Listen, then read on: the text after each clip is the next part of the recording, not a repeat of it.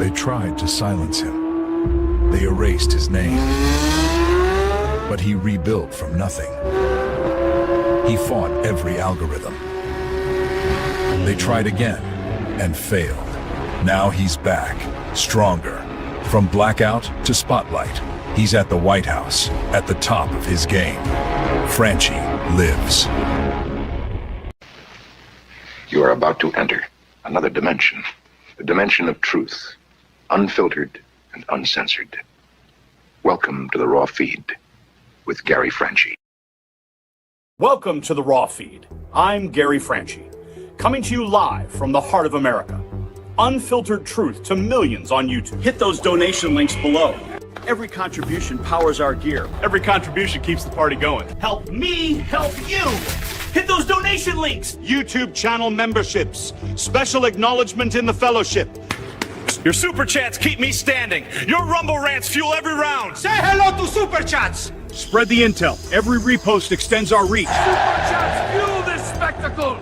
Your Rumble rants give me strength. 24/7 members-only community, behind-the-scenes discussions. Connect with fellow patriots. My mama always said, life is like sharing the truth. Text this stream to your friends. What if I told you the app is real? Download the Next News Network app. Android users, take the Google Play path. iPhone users, App Store awaits.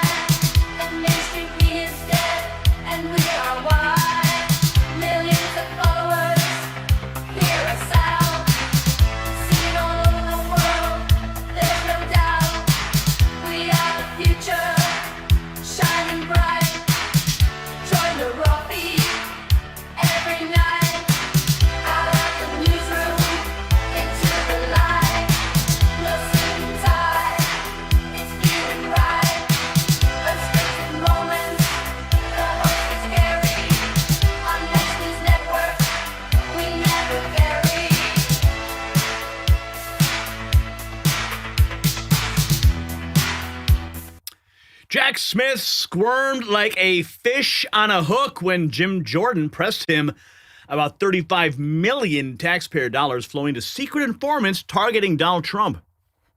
We watch it happen in real time, the stammering, the deflection, the convenient memory lapses when asked who got paid and who got paid what. This is your government at work, folks, spending your money to prosecute the man you elected president, while the prosecutor himself claims he doesn't know where the cash went. I'm Gary Franchi. This is the Raw Feed. Welcome to the show. Got a little bit of Pellegrino here. I love this stuff. It is just amazing. Put that off to the side here.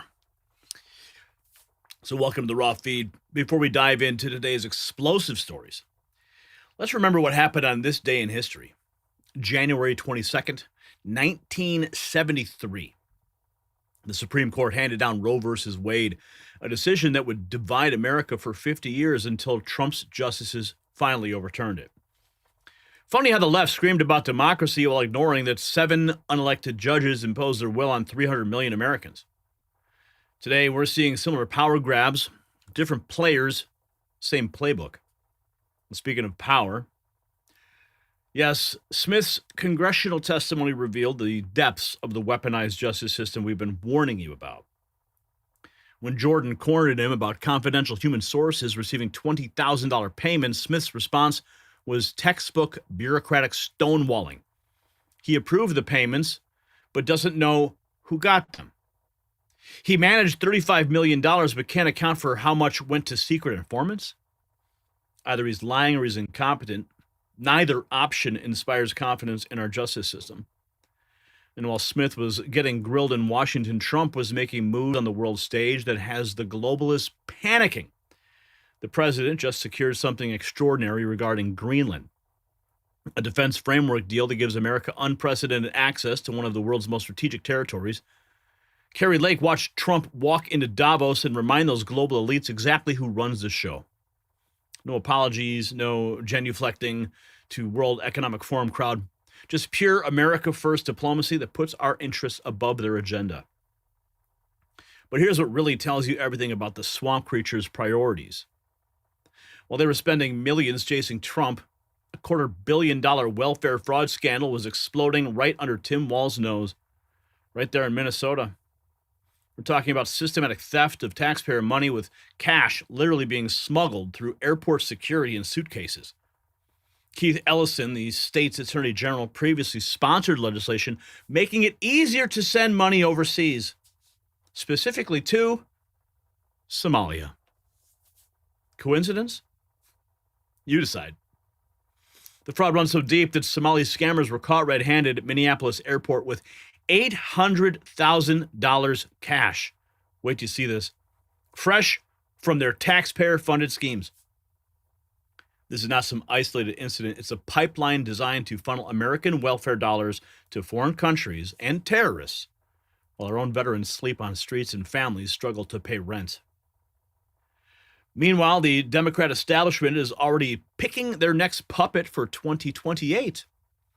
Alex Soros, yes, that Soros family just endorsed Gavin Newsom as their presidential star at the same Davos gathering where Trump was reminding everyone who's actually in charge. Newsom's polling at 34% for the Democrat nomination, which tells you everything about the party's future. They're doubling down on the same failed policies that gave us California's homeless crisis, rolling blackouts, and mass exodus of productive citizens. Meanwhile, in Minneapolis, ICE raids are triggering violent clashes as federal agents finally do their jobs, removing illegal immigrants who should have never been here. BLM activists are getting arrested for interfering with federal operations, and suddenly the same people who spent 4 years screaming about law and order are protecting criminals from deportation. Even more telling, a federal judge just rejected Trump's Justice Department attempt to charge Don Lemon for his role in the Minnesota church protests.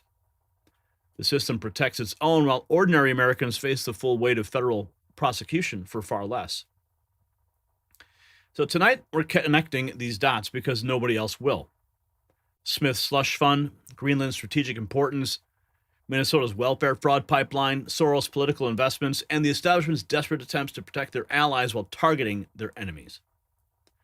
This is the raw truth that they don't want you to see. Now, let's welcome you to the show. Who's here tonight? Let's check in the chat room. Look at all the comments already. Holy cow. Look at everybody here. We got Cindy and Karen and James and Vicky, Miss Potted Kenny, Bill's Rules, Dave Wollenberg, Jeremy Olson. Who else is here?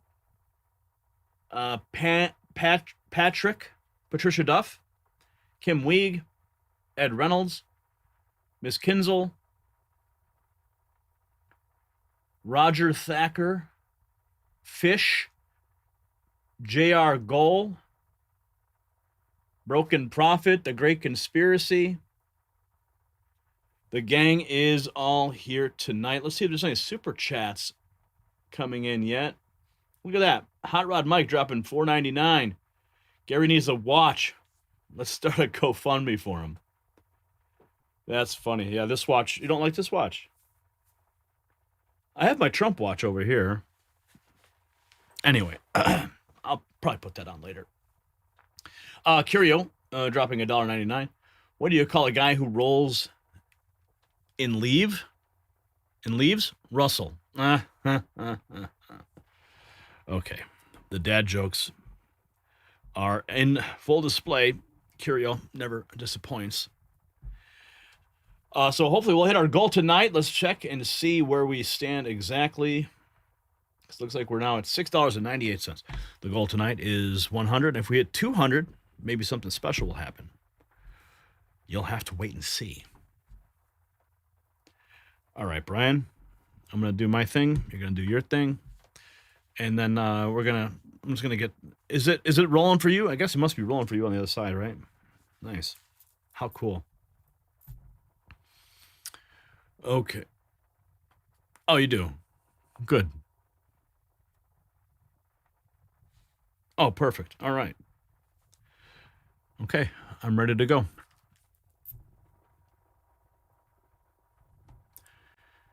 Jack Smith just got obliterated on Capitol Hill.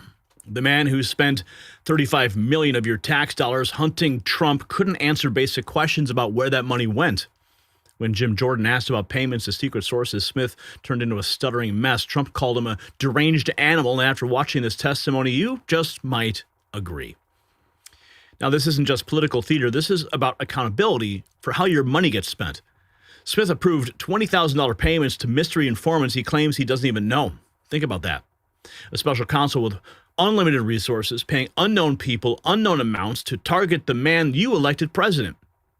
But here's what's really terrifying. If they could weaponize the justice system against Trump with zero oversight, what stops them from doing it to you, to your business, your family? Your life could be next. Meanwhile, Smith sits there claiming ignorance about his own operation.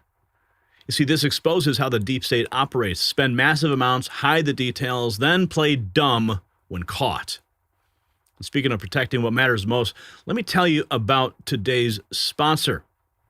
If you're over 40 and you're planning to retire someday, the window to protect what you've built may be smaller than you realize.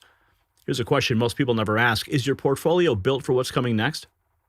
Many investors in their 40s and 50s discover they have little to no exposure to precious metals. That means their savings are largely tied to markets, policies, and paper assets with very little protection if conditions change. As retirement moves from someday to on the horizon, protecting what you've already built becomes just as important as growing it. And that is where Noble Gold Investments comes in, helping investors reduce risk by adding physical gold to their portfolios. Right now might be a smart time to call and talk with one of their professionals. No pressure, no sales gimmicks, just clear answers and a strategy built around your goals. Visit nextnewsgold.com and build your portfolio for the long term, or call that number on the screen. Now back to this congressional demolition. Yes, it gets worse. Smith didn't just fumble the money questions, he got destroyed on timeline issues as well. When pressed about subpoenas covering November of 2020 to January 21, he couldn't even finish sentences. This is the guy who thought he could take down Trump? Republican after Republican lined up to expose his failures, his bias, and his complete lack of transparency. Brandon Gill spent 5 minutes dismantling Jack Smith. Yet again, Democrats felt compelled to interrupt. The GOP is over the target and must keep pressing. Don't give this crook a single inch. Watch this. For 5 minutes. Mr. Smith, in January of 2023, did you subpoena then Speaker of the House Kevin McCarthy's toll records? Yes, sir, we did. Yes, you did. And the subpoena covered the time period between November 2020 and January 2021. Is that right? I'm sorry, sir. Could you say that again? We're not going to delay like this. The subpoena covered the time period between November of 2020 and January 2021. How many days after Kevin McCarthy was sworn in as Speaker did you subpoena his records? I don't recall, but those two things had nothing to do with one. It was 16 days after becoming the highest-ranking Republican in the House of Representatives. You subpoenaed his toll records. Do you agree that that might reasonably be considered a violation of the speech or debate clause? I do not, and I want to be clear that the toll records... You were collecting months' worth of phone data on the Republican Speaker of the House, the leader of the opposition, right after he got sworn in as Speaker, all around the time of a major vote. That sounds like a flagrant violation of the speech or debate clause to me, and I think most people agree with me. And Speaker McCarthy had no recourse, did he? Because you issued a non-disclosure order ensuring that neither he nor any of the American people knew about these subpoenas. Is that right?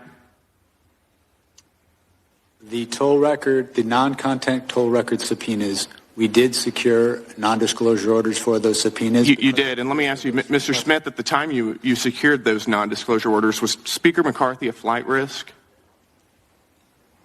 The non-disclosure order was based on concerns about... Was Speaker McCarthy a flight risk? He was not. He was not. Then why did your non-disclosure order refer to him as a flight risk? It says right here, the court finds reasonable grounds to believe that such disclosure will result in flight from prosecution. Sir, when securing a non-disclosure order, the risks don't have to be associated... You think that the Speaker of the House is a flight risk? The question? No, this is not your time. This is my time. You think the Speaker of the House is a flight risk? You think he's going to hop on a plane and leave the country? No, what I was trying to explain is with respect to a non-disclosure order, the risks aren't necessarily associated with the subscriber to the phone. They're the risks to the investigation. I think that you were using, this was clearly in reference to Speaker McCarthy, and you were using clearly false information to secure a non-disclosure order to hide from Speaker McCarthy and from the American people the fact that you were spying on his toll records. But I've got more, so let's move on. In May of 2023, you also issued subpoenas for toll records of 9 U.S. senators and an additional representative. Is that right? In May of 23, we did issue... You did, and there were non-disclosure orders in conjunction with those subpoenas as well, right? That's correct, consistent with department policy and the law. So again, nobody would know what you were doing. The senators would, and the representatives would, and the American people wouldn't know what you were doing. Is that right?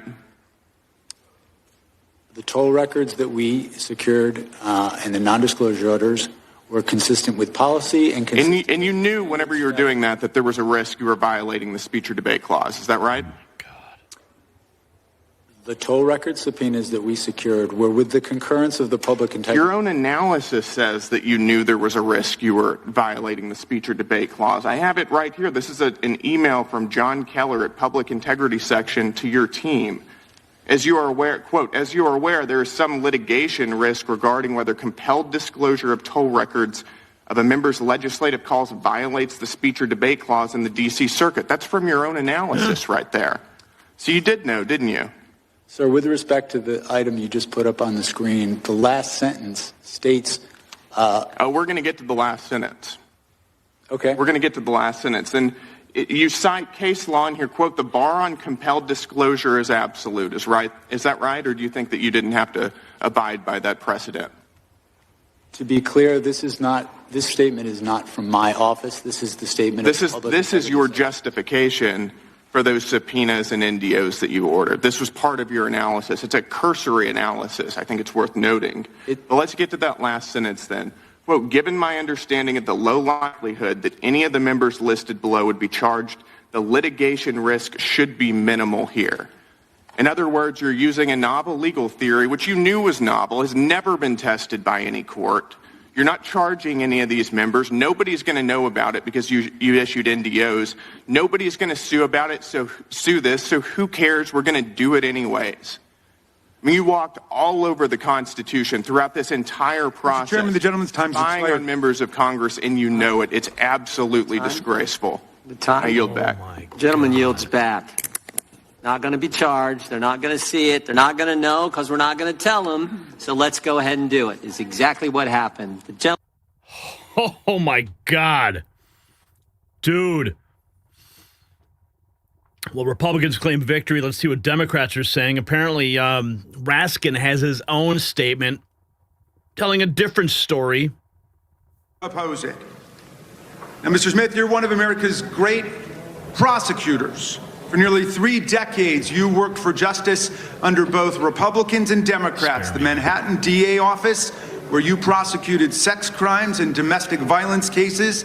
The Eastern District of New York, where you prosecuted murderers, rapists, gangbangers, and other violent criminals.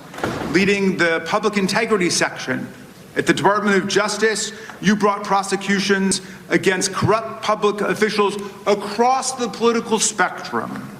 When you went to The Hague as chief prosecutor in the Kosovo trial, you prosecuted war crimes and crimes against humanity perpetrated against thousands of innocent victims. While others may have devoted their lives to corrupt self-enrichment, you have devoted your life to the rule of law and to public service. You've never been prosecuted for anything. You've never been convicted of anything. As far as I can tell, you've never even been the subject of a disciplinary proceeding over the course of your multi-decade career. But Donald Trump says you're a criminal and you belong in prison. He does. He says you belong in prison, not because you did anything wrong, mind you, but because you did everything right. You pursued the facts, you followed the law, you stuck with extreme caution to every rule of professional responsibility. You had the audacity to do your job. Yeah, sure. Yeah. From the opening statements, we move to the meat of Smith's testimony and his controversial stance on Trump's First Amendment defenses. During testimony on Capitol Hill, Jack Smith said Trump was not protected by the First Amendment. How is that even possible? The First Amendment does not protect speech that facilitates a crime. That's what he claims. Speech that's used to facilitate a crime, a fraud in particular, is not protected. Okay. They've been saying that there's some kind of First Amendment defense that Donald Trump would have had to the crimes you indicted him for. Is there a valid First Amendment defense to defrauding the public? Is there a valid First Amendment defense to disrupting a federal proceeding? Is there a valid First Amendment defense to violating the voting rights of the people and cheating the public out of a fair election?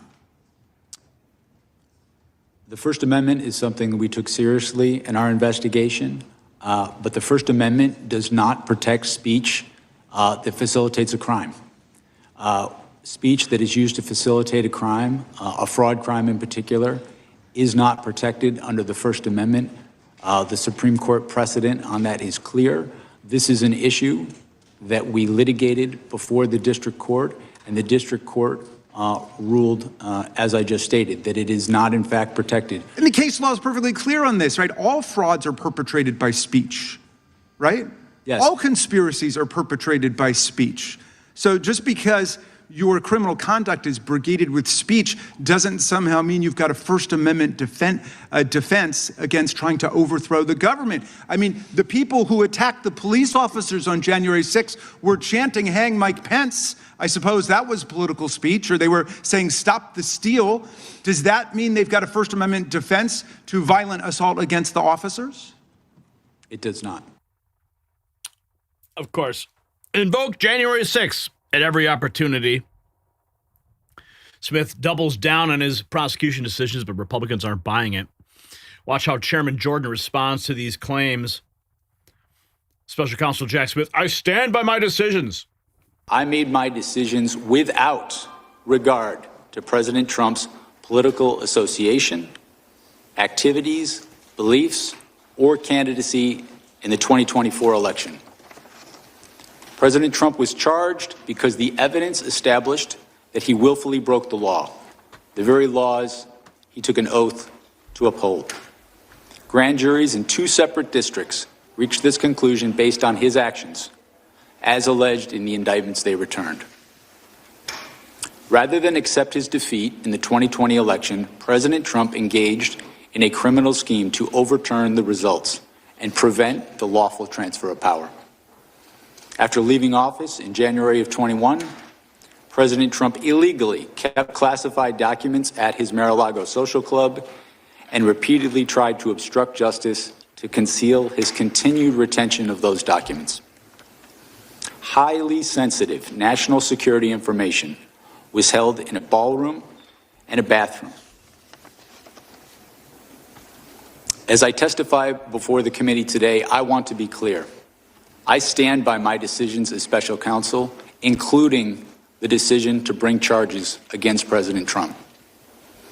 Our investigation developed proof beyond a reasonable doubt that President Trump engaged in criminal activity. Yeah, and that's why the case went nowhere, huh? As Smith defends his record, Chairman Jordan launches his counterattack with pointed questions about the investigation's integrity. This from the House Judiciary GOP. Chairman Jim Jordan destroys Jack Smith during his line of questioning. Mr. Smith, is Cassidy Hutchinson a liar? She was their star witness, January 6th committee, their star witness in one of those staged and choreographed hearings they paid the former president of ABC News to put together. She was, in fact, the only witness at this special primetime hearing, Tuesday, June 28th, 2022, 8 o'clock in the evening, and she told some stories. I mean, these were some stories. She talked about President lunged across the back seat, grabbed the steering wheel, tried to drive the car to the Capitol. And I just want to know, you think she was lying? Chairman Jordan, my assessment of that particular issue is that with respect to the testimony about someone the president lunging towards the driver, of her testimony about that is that it was secondhand. She said she'd heard that from somebody. You familiar with the name Tony Ornato? I'm sorry. You familiar with the name Tony Ornato? Yes. White House Deputy Chief of Operations, Deputy Chief of Staff for Operations, right? You remember what he said about it? As I sit here right now, I do not. Yeah, he said it didn't happen. How about Bobby Engel? You familiar with that name? Yes, I am. Secret Service agent who was actually in the car that day. You know what he said? He said it didn't happen. And they both said the first time they ever heard this story was when Ms. Hutchinson testified in the primetime hearing as their star witness of the January 6th committee. By the way, did you ever confirm her testimony about this particular incident? We conducted, as I said before, our own independent investigation of all aspects of the case that we thought was relevant. We, attorneys from my office. Did you ever confirm it? That's a simple question. Well, we interviewed her, I should say, attorneys in my office before. Did you ever confirm the president leaping across the seat, grabbing the steering wheel, this whole concoction she brought up in the January 6th hearing? Did you ever confirm that? Right. We interviewed another firsthand witness who was in the car who did not confirm that had happened, but also in your deposition to the committee last month, Mr. Smith, you said this: my recollection with Ms. Hutchinson was a number of the things that she gave evidence on were secondhand hearsay. You remember making that statement to us last month in the deposition? I did, and I was referring particularly to what we're talking about now. Yeah, and you also said Ms. Hutchinson, regarding this particular claim, was a second or even third-hand witness. We asked you, if you were a defense attorney, how would you handle cross-examining her if she was on the witness stand? And you said, if I were a defense attorney and Ms. Hutchinson were a witness, the first thing I would do was seek to preclude her testimony because it was hearsay. You remember saying all that? Yes, that's correct, sir. That's correct, right? Were you going to put her on the witness stand if you ever got to trial? We had not made final determinations as to who we were going to call as a witness. We had a large... You were still considering her? We had a large choice of witnesses in this case. Are you familiar with what Washington Post reporters Carol Leonnig and Aaron Davis said in their book? They did this book, 300-some pages book on Chronicle and the whole investigation of the Justice Department. And here's what they said on page 310. They said Jack Smith had wondered whether some of Hutchinson's claims might be relied upon at trial. Still, at one point, Smith told the elections team he wasn't ready to give up on Hutchinson's account. Ultimately, however, Trump administration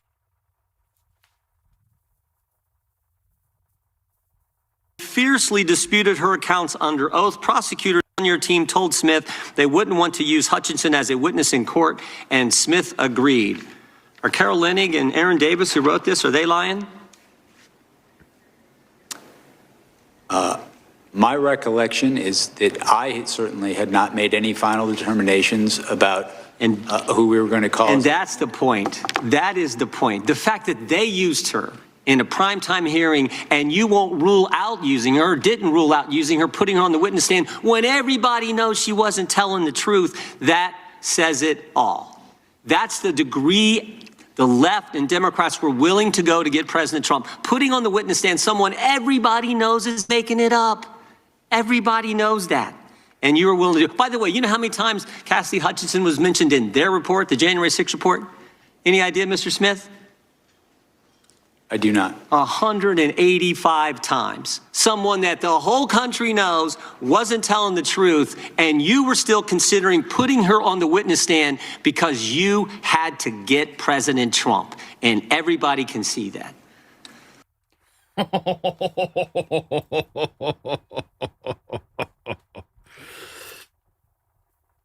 While the hearing heats up inside, Trump himself weighs in from outside. His reaction is explosive and personal.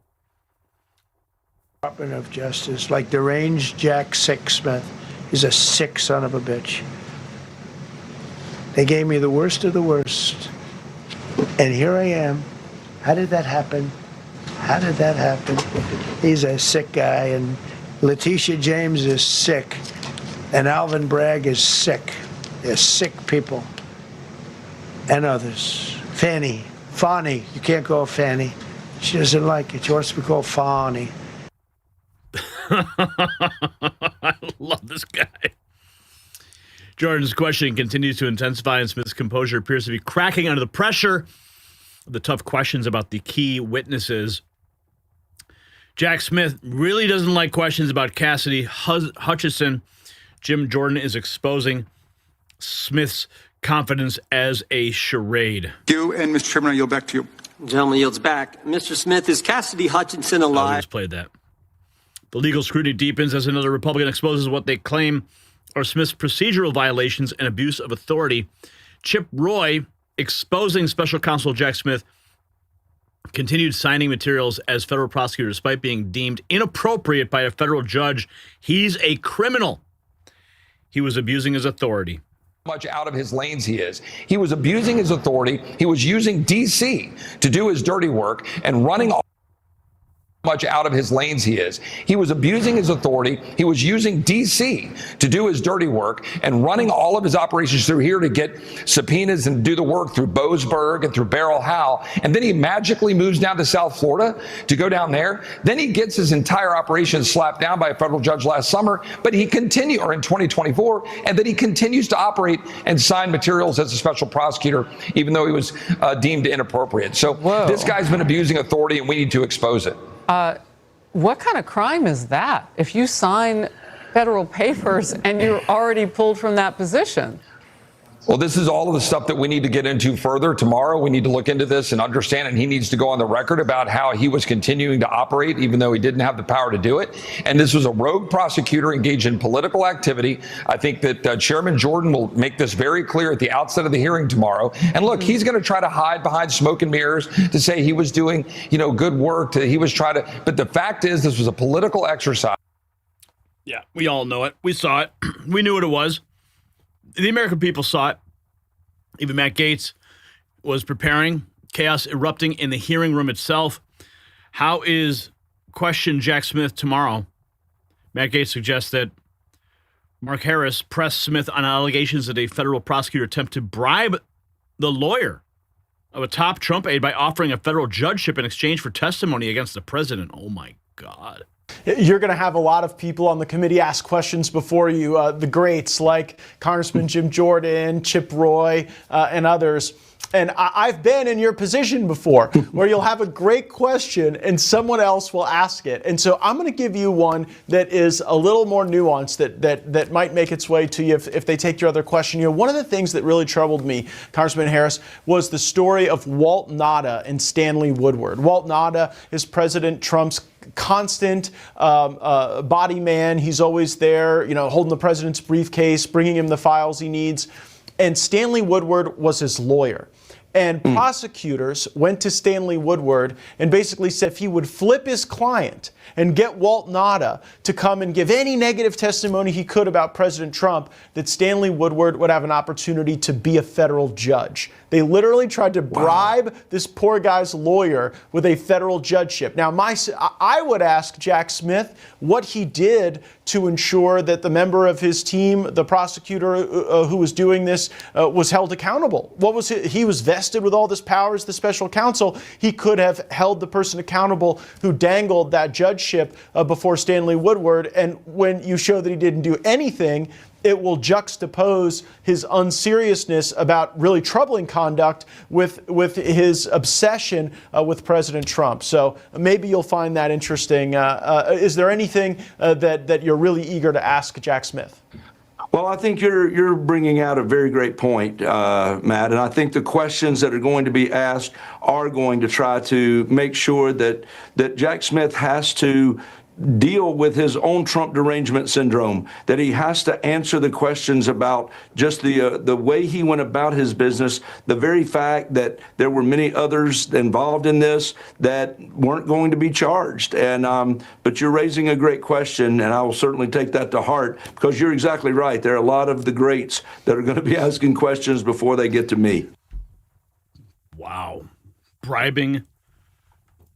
But I don't put it past him, though. The courtroom drama spills into the audience as tensions between political figures create a heated confrontation that stops the proceedings. There was a huge escalation at Jack Smith's hearing in the audience. Ivan Rinklin had former J6 Capitol Police Officer Michael Fanone hot and bothered. You could see the face and the fear of the face of every Democrat present. They know what this means. TikTok. I'm going to show you from Ivan's perspective. From the chaos, Ivan himself responds to the altercation with a former officer. He says, "Who thinks I should sue Fanone for defamation?" This is his perspective. He was recording it. Check this out.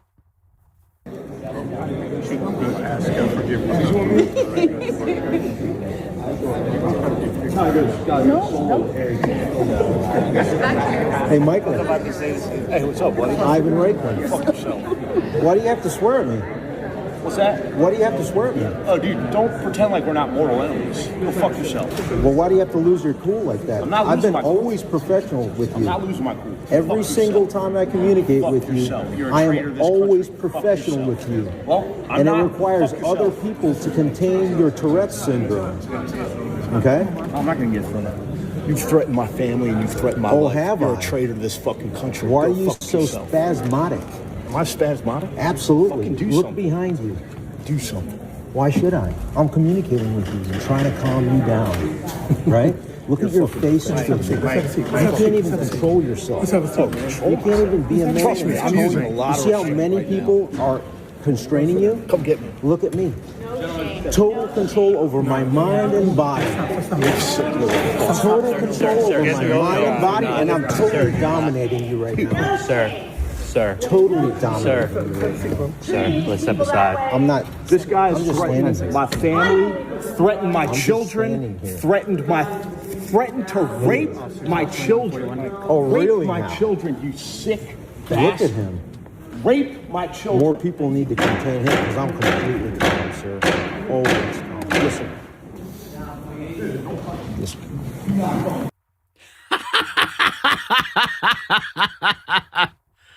Fanone's a piece of shit anyway. The fallout from the Fanone-Rinklin confrontation continues as witnesses describe the heated exchange that disrupted the hearing. Chaos erupts during Jack Smith's hearing as former J6 police officer Michael Fanone goes off on Ivan Ranklin and the altercation breaks out. Things are getting tense. Fanone ended up leaving. Here's another angle from C-SPAN. Trust me, I'm using a lot of how many people are constrained here? Look at me. Total control over my mind and body. Hey, the committee will be in order. Mr. Chairman, will you... No shame. Sir. It will be in order. Treating these people that way. This guy is threatening my family. Members of the audience. My children. Members of the audience will please sit down or remove themselves from the committee room. Rape my children, you sick bastard. Rape my children.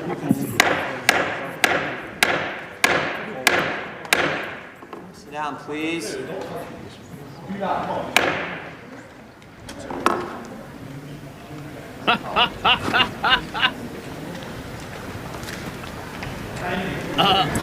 I just texted Ivan.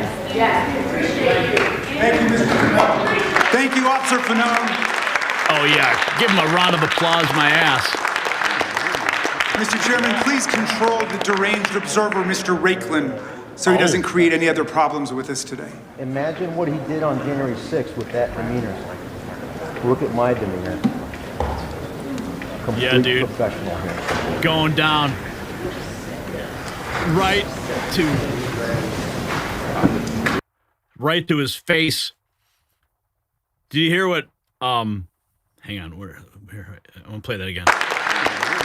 Mr. Chairman, please control the deranged observer, Mr. Ranklin, so The he doesn't... deranged observer, he calls him. Dude, Ivan had complete composure. Complete composure. And you saw Fanone. He went off immediately, started cursing at him, and he lost his cool. And Ivan completely dominated him. Kept his cool, kept his composure, and Jeremy Raskin calls him deranged. Oh, that was glorious. And while the chaos unfolds inside, Democrat leadership tries to control the narrative from outside the hearing room. Democrat Representative Hakeem Jeffries, the verdict is clear. Trump and his policies have been a complete and total failure. Okay, Dime Store Obama. Is clear. Donald Trump and Republican policies have been a complete and total failure, a disaster for the American people, and the American people know it. The cost of living is way up, and the quality of life of the American people is way down. And Republicans continue to be focused on all the wrong things. This week, the Republican focus has been on Greenland, Jack Smith, and Bill and Hillary Clinton. That's their focus this week. Yeah, there's a reason for that, asshole. Not driving down the high cost of living for everyday Americans. Bro, he's already got that in the bag. There is an affordability crisis that is crushing working class folks, middle class folks, and the American people all across the country. Those are Biden's House policies, Democrats you're are referring to? going to continue our focus on making life better for the American people, on driving down the high cost of living, fixing our broken healthcare system, and cleaning up corruption wherever it is found. Yes. In the Congress, corruption, at the Supreme Court, and within the administration. What about Minnesota? Time Store Obama. Republicans continue the media offensive as they confront Democrat leadership in the hallways of Congress. This from Lindell TV. This is Jerry Nadler getting pressed by Kara Castronova, White House correspondent, colleague of mine, a friend. She does amazing work there. Hey, Mr. Nadler, how are you today? We're with Lindell TV. So I know that you don't want to talk to people on the conservative right because for whatever the reason, you don't think, it's worth your time. But my question to you is, what's your line of questioning going to be? Are you going to still go with the whole phony insurrection lie that everybody in America basically figured out was a lie? He's about to ask us questions right now, so you'll be able to. Are you going to ask about the other people that died on January 6th? Do you know that the Capitol Police lied under oath? Do you support police officers that lie under oath? Those 4 cops that are in there, sir? Officers of the United States Capitol Police. Sir, are you aware that the Capitol Police in there lied under oath during the January 6th committee, Mr. Nadler? Well, thank you for being open-minded and talking to conservative networks. Your handler is a very intelligent guy. Oh, Kara, you nailed it. You got the penguin. He just waddled away. Jim Jordan's official account stays silent, but other Republicans step up to deliver devastating blows to Smith's credibility. As Republicans pile on, even more damaging allegations emerge about Smith's conduct during the 2024 election cycle. Here is Representative Barry Moore dismantling Jack Smith. You issued an indictment against then-President Biden's most formidable political opponent. You issued a gag order against President Trump. And then Fox News captures Trump's immediate reaction to the hearing, showing how the former president is framing Smith's performance. Decimated before Congress. Trump tears into Smith as the former special counsel defends his investigations. This is what President Trump had to say. Deranged Jack Smith being decimated before Congress. It was over when they discussed his past failures and unfair prosecutions. He destroyed many lives under the guise of legitimacy. Jack Smith is a deranged animal who shouldn't be allowed to practice law. If he were a Republican, his license would be taken away from him. And far worse, hopefully the Attorney General is looking into what he's done, including some of the crooked and corrupt witnesses that he was attempting to use in his case against me. The whole thing was a Democrat scam. A big price should be paid by them for what they have put our country through. Amen, President Trump. From Trump's reaction, we can see that the moment may have broken Smith completely. Watch him fall apart under direct questioning. Benny Johnson posts, if you watch one moment from Jack Smith's testimony in Congress today, watch him get reduced to a stuttering, stammering mess when confronted with his own lies. Listen. Yes, sir, we did. Yes, you did. And the subpoena covered the time period between November 2020 and January 2021. Is that right? I'm sorry, sir. Could you say that again? We're not going to delay like this. The subpoena covered the time period between November of 2020 and January 2021. How many days after Kevin McCarthy was sworn in as Speaker did you subpoena his records? I don't recall, but those two things had nothing to do with it. Was 16 days after becoming the highest-ranking Republican in the House of Representatives. You subpoenaed his toll records. Do you agree that that might reasonably be considered a violation of the speech or debate clause? Yes, it was. All right, Jim Jordan tearing into him. How much of that $35 million of taxpayer money did you give to confidential human sources? I don't know. We've gathered at $35 million. And what I want to know is how much of that $35 million of taxpayer money did you give to confidential human sources?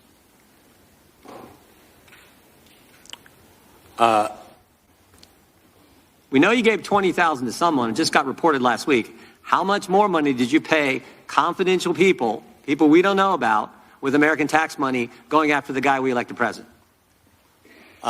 My recollection regards the $20,000, which was not a payment from me. It was me approving a payment by the FBI to a confidential human source who was reviewing video and photographic. Who's the source?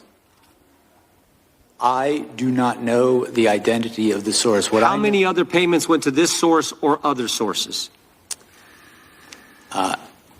As I sit here, I do not know the answer to that question. My role as special counsel, $35 million, and you're giving money to people the country doesn't know who they are, and you're giving their hard-earned money to these folks?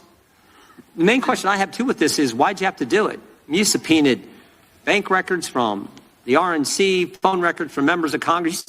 You got subpoenas for bank records for people sitting right there on the front row. Why did you have to pay people for information when you could subpoena them and get it? Time has expired. Time has expired. You can answer the question, though.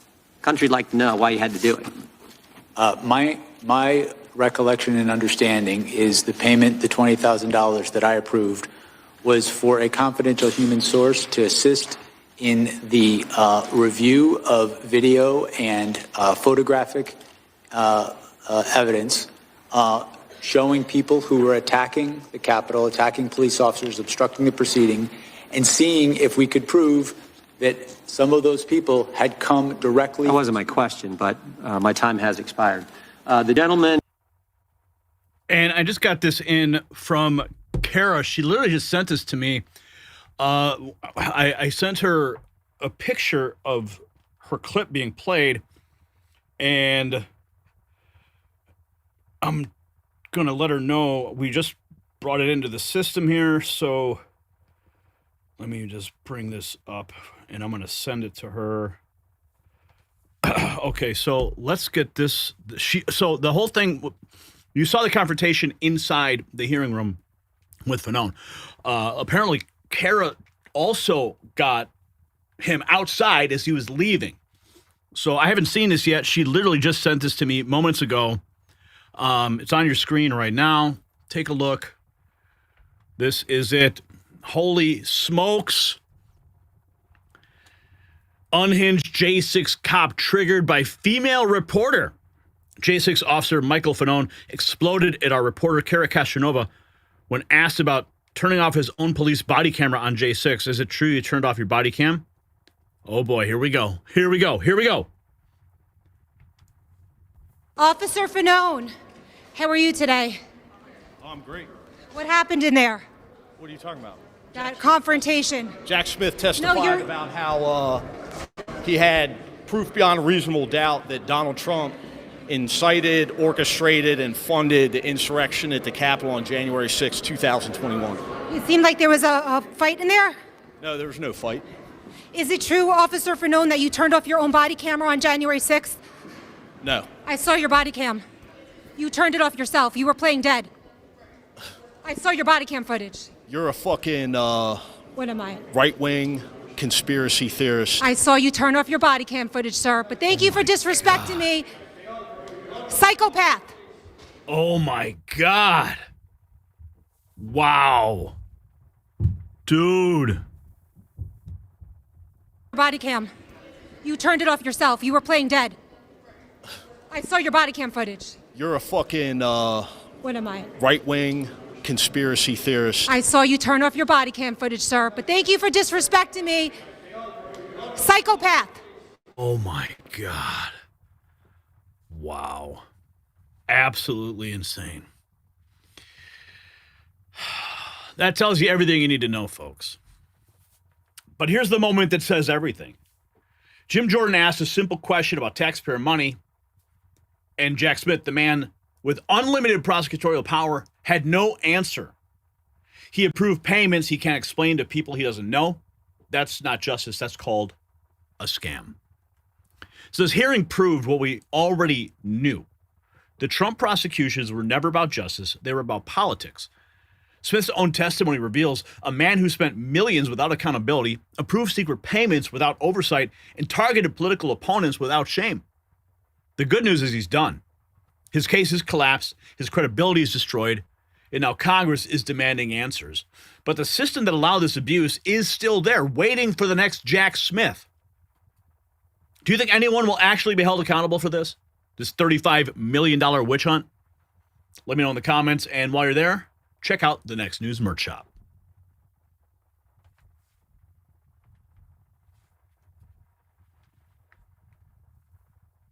Wow.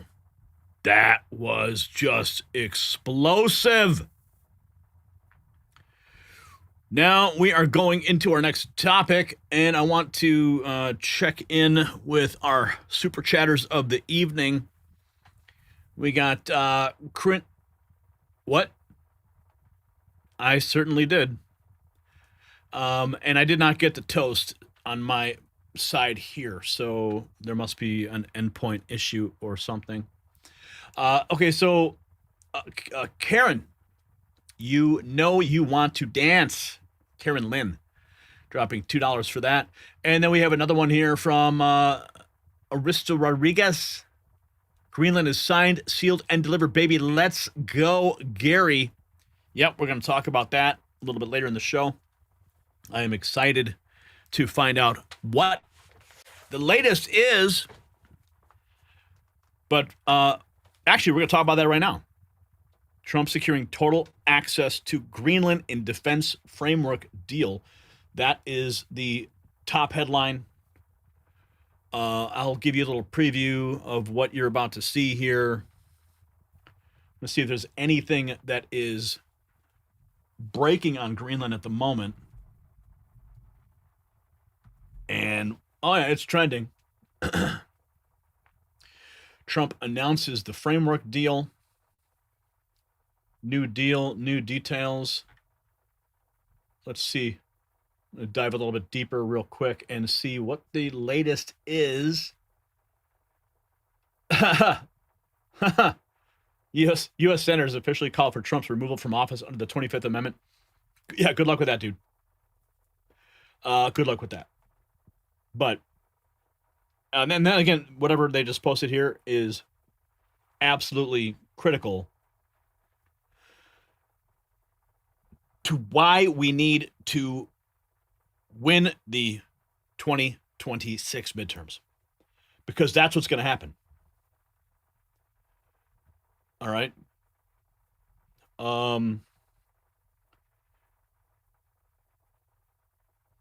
Okay, so there's a couple things that just came in within the last. Okay, so I'm just gonna load these real quick into the system so that we have them to present to you. Looks like President Trump on Air Force One. We're gonna get those ready for you as well. Trump securing total access to Greenland. And then we've got, look at that. Dude, I just pasted the link and it just pops right up right there on the screen within seconds. That is called true production. Holy cow. And I found this. This is from Kim.com. Diaper diplomacy. What is this? Okay. This is going to be funny. Let's see what this is about. We'll dump this into this topic as well. Okay. Look at that. Boom. Click inject the tweet. There it is. Oh my goodness. This you guys, I don't know if I can explain as much as I have been working on for the last several weeks about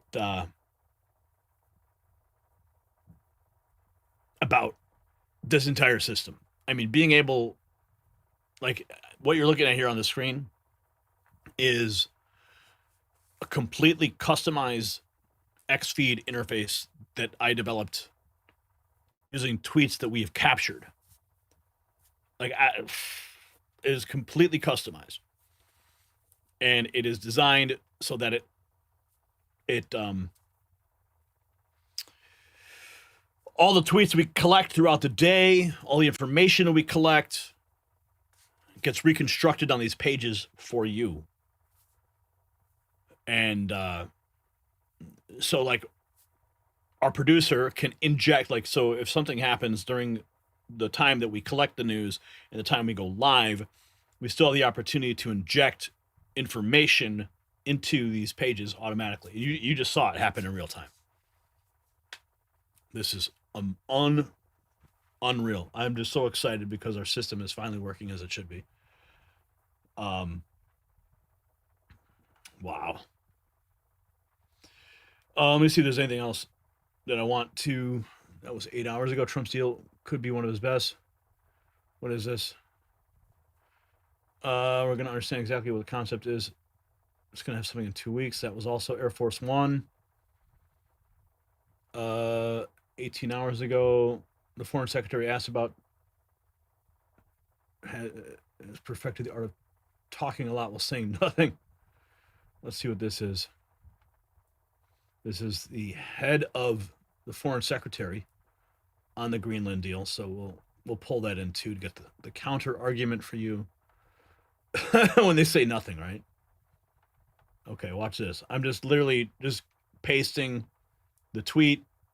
I click inject. Look at that.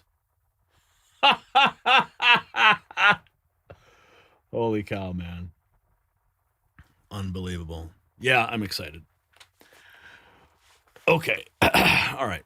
Enough of the behind the scenes stuff. We're going to move right along into our next topic here. Pellegrino, baby. Gotta love it. All right. Okay, so let's reset and start our next topic of the evening.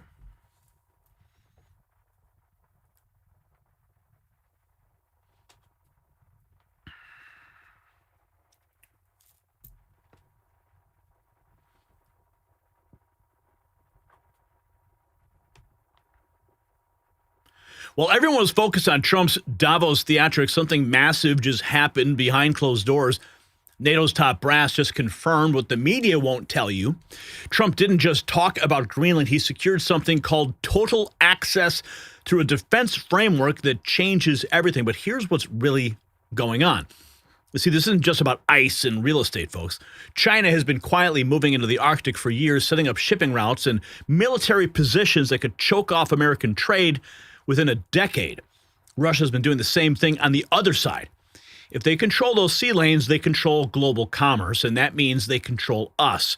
Your gas prices, your grocery bills, your job security, it all runs through shipping routes that are about to be dominated by our enemies, but Trump just outmaneuvered them with one brilliant move that even NATO admits was genius. And speaking of feeling powerless, if you're like me and you're getting into that age where your body just feels sluggish and off all the time, then listen up, because recently I wasn't feeling great.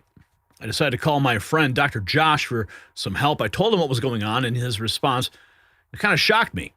He said, most of us are walking around with livers that are completely overwhelmed by toxins, and when your liver can't keep up, everything else starts breaking down. And that's why I started using Up Wellness Ultra Liver. It's specifically designed to help your liver process all the junk that we're exposed to daily. Just like Trump's cleaning house in Washington, you need to clean house in your body. Go to the website, tryultraliver.com. Make sure you use code NNN for the exclusive viewer discounts. But here is the kicker. NATO Secretary General Mark Rutte just went on record saying Trump was absolutely right about Arctic defense. The same globalists who spent years calling Trump crazy are now admitting he saw the threat coming years before they did. Even more interesting, when directly asked about Greenland's ownership, he suddenly went quiet. You see, that's not an accident, folks. We're going to get into all of this here in this segment. Here is President Trump talking about Greenland. There's no way to live, yeah. Back to Greenland. Can you elaborate more on just, we're trying to understand what exactly the concept is here. Is the U.S. going to actually take ownership of it? We'll have something in 2 weeks. There's a good spirit to get something done, and we have to have a strong freedom. We have to have the ability to do exactly what we want to do. We have a great military. I built a great military. I did this in my first term. And continuation, big continuation. I think what we did with the defense companies was very important too, because we need things faster. We have the best weapons in the world by far. We showed that last week with Venezuela. We have the best weapons in the world. We have to make them faster. How would it be any different than the current situation? The U.S. can... Much different, much more detailed, much more generous to the United States. It's a much more generous deal. It has to be. And we're building a Golden Dome, and you see the way it works. That is so much better for us and for Europe to have that piece of ice covered by the Golden Dome. President Trump on Air Force One, returning from Davos. Elon Musk being Elon Musk. I heard about the peace summit and thought, well, is it That piece or peace? Like a little piece of Greenland, a little piece of Venezuela. Only Elon could turn geopolitics into a menu order. About the formation of the peace summit, and I was like, is that PIEC? You know, a little piece of Greenland, a little piece of Venezuela. we got one. All we want is peace. Okay, I'm going to... Elon Musk gonna Elon Musk, right? But speaking of jokes, Diaper Diplomacy posted this.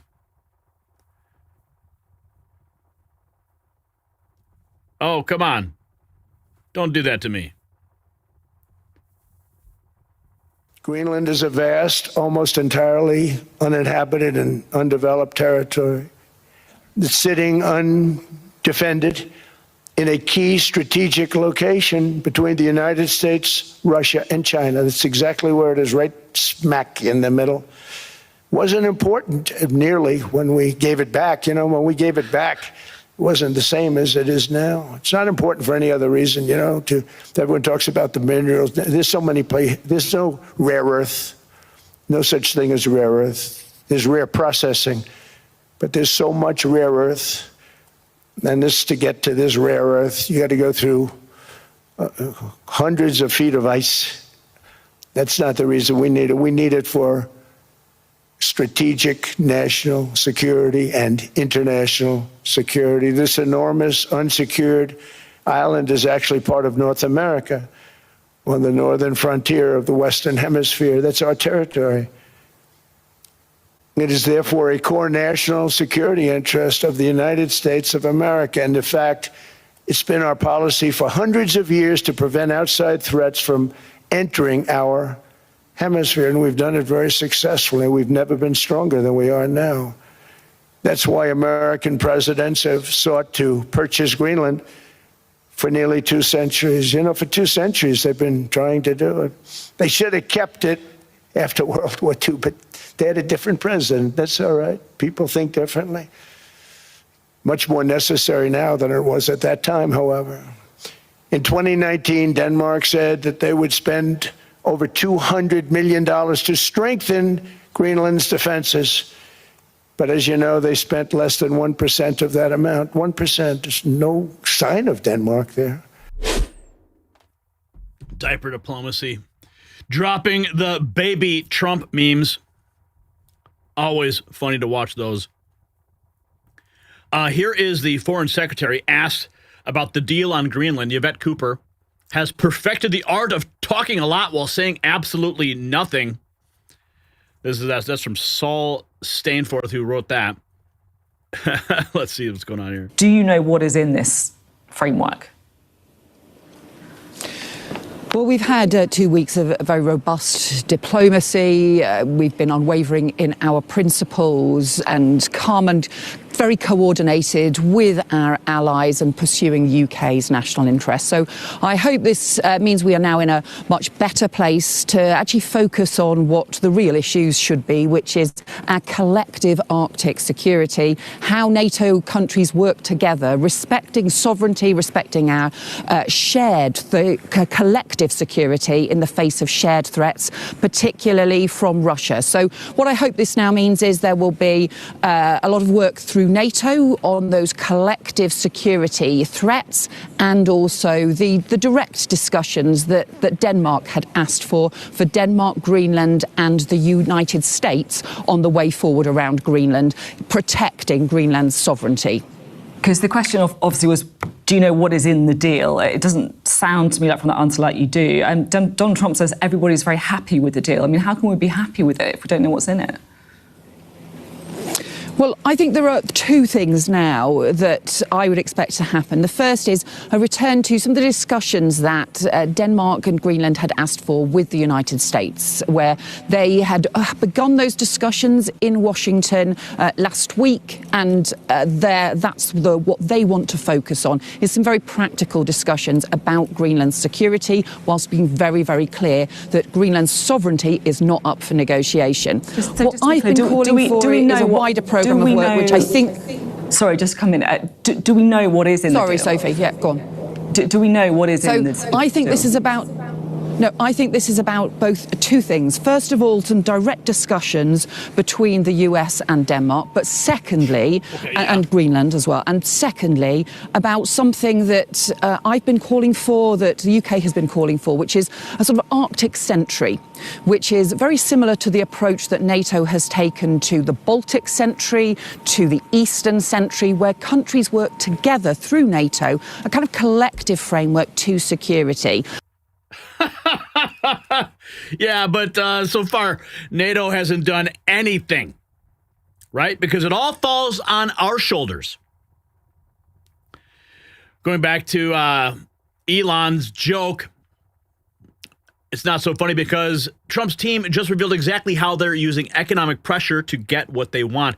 Here's the NEC director, Kevin Hassett. Well, I mean, they're very, very effective, and it's actually interesting to dive into the economics of why they're effective. That if you think that U.S. consumers are going to bear the tariffs, then they wouldn't care, the foreign governments. But if they think that, like, the Chinese have inelastic supply to the U.S., so they're going to just keep dumping their stuff no matter what, then they really, really care about the tariffs. And so the fact that countries move so much when the president threatens tariffs says something about, like, who's bearing the tariff, right? If they're really upset about it, making lots of moves because of the president's tariff threats, that it means that their people who study it know that it's not the U.S. consumers that bear it. And if you look at the CPI, it may just mean that the U.S. consumer's not going to buy like from them anymore. Right. And that's if you don't have a market to sell into because you've been priced out of that market. Yeah, they might buy from the U.S. instead. And that's something that we've seen, actually, right, that the president brags about the trade deficit going down so much. So it is true that it advantages U.S. producers some. But again, inflation, there are a lot of predictions about inflation going up to the 3s and the 4s because of the tariffs. And the 3-month moving average at annual rate right now is like 1.5. Kevin Hassett, his tariff talk sets up the bigger reveal that Trump didn't need to buy Greenland when he could just negotiate total access instead. Here's the president on the Greenland framework. So what are we talking about? An acquisition of Greenland? Are you going to pay for it? I mean, we're talking about it. It's really being negotiated now, the details of it, but essentially it's total access. It's there's no end. There's no time limit. We're not doing a 99 or a 10-year or anything else. You know, the famous 99-year deals that you hear about, because countries can't do it for that. Countries go on longer. And so I think it's going to be something that's very well, already it's being reviewed very well. Well, I noticed the stock market went up very substantially after we announced it. But the details are being negotiated now. It'll be very good. So because the GDP of Greenland is like $3.3 billion, but people are valuing Greenland of between $50 billion and almost $1 trillion. So what are you willing to pay for Greenland? Well, I'm not going to have to pay anything. We're going to have total access to Greenland. We're going to have all military access that we want. We're going to be able to put what we need on Greenland because we want it. We're talking about national security and international security. So we're going to not have to pay anything other than the fact that we are building the Golden Dome, and the Golden Dome is going to be something that's going to be very amazing. It'll be Israel times probably 100. And we need it. I think we need it. And it's all going to be made in the United States. Well, Maria asked a question about how much it was going to cost.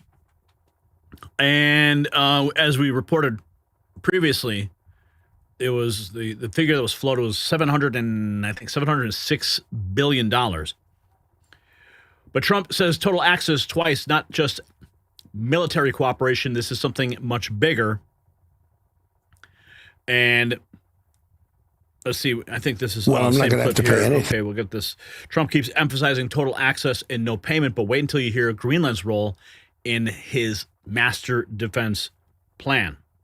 But in the meantime, we're getting everything we wanted: total security, total access to everything, have as many bases, have all the equipment that we want. And very importantly, you know, we're building the Golden Dome, we call it. It was called the Iron Dome, somehow the Golden Dome. Oops. But in the meantime, we're getting everything we wanted: total security, total access to everything, have as many bases, have all the equipment that we want. And very importantly, you know, we're building the Golden Dome, we call it. It was called the Iron Dome. Somehow the Golden Dome sounded a little bit better. The Golden Dome defense system explains everything. Greenland is not just strategic, it's the key choke point where threats get neutralized. NATO Secretary General Mark Rutte confirms Greenland's ownership was not raised in talks with President Trump as focus remained on protecting the Arctic region. Expanding maybe U.S. military presence, but what I don't hear is Greenland still, is it still under the Kingdom of Denmark in this framework deal? That issue did not come up anymore in my conversations tonight with the president. He very much focused on what do we need to do to make sure that that huge Arctic region, where change is taking place at the moment, where the Chinese and Russians are more and more active, how we can protect that. That was really the focus of our discussions. Right, and obviously there's the energy. So are we going to be securing it? NATO Secretary General trying to downplay ownership talk. But watch what happens when he's forced to admit Trump's Arctic strategy is absolutely right. NATO Secretary General Mark Rutte stuns the world, says President Trump is right. We must defend the Arctic and Greenland from China and Russia.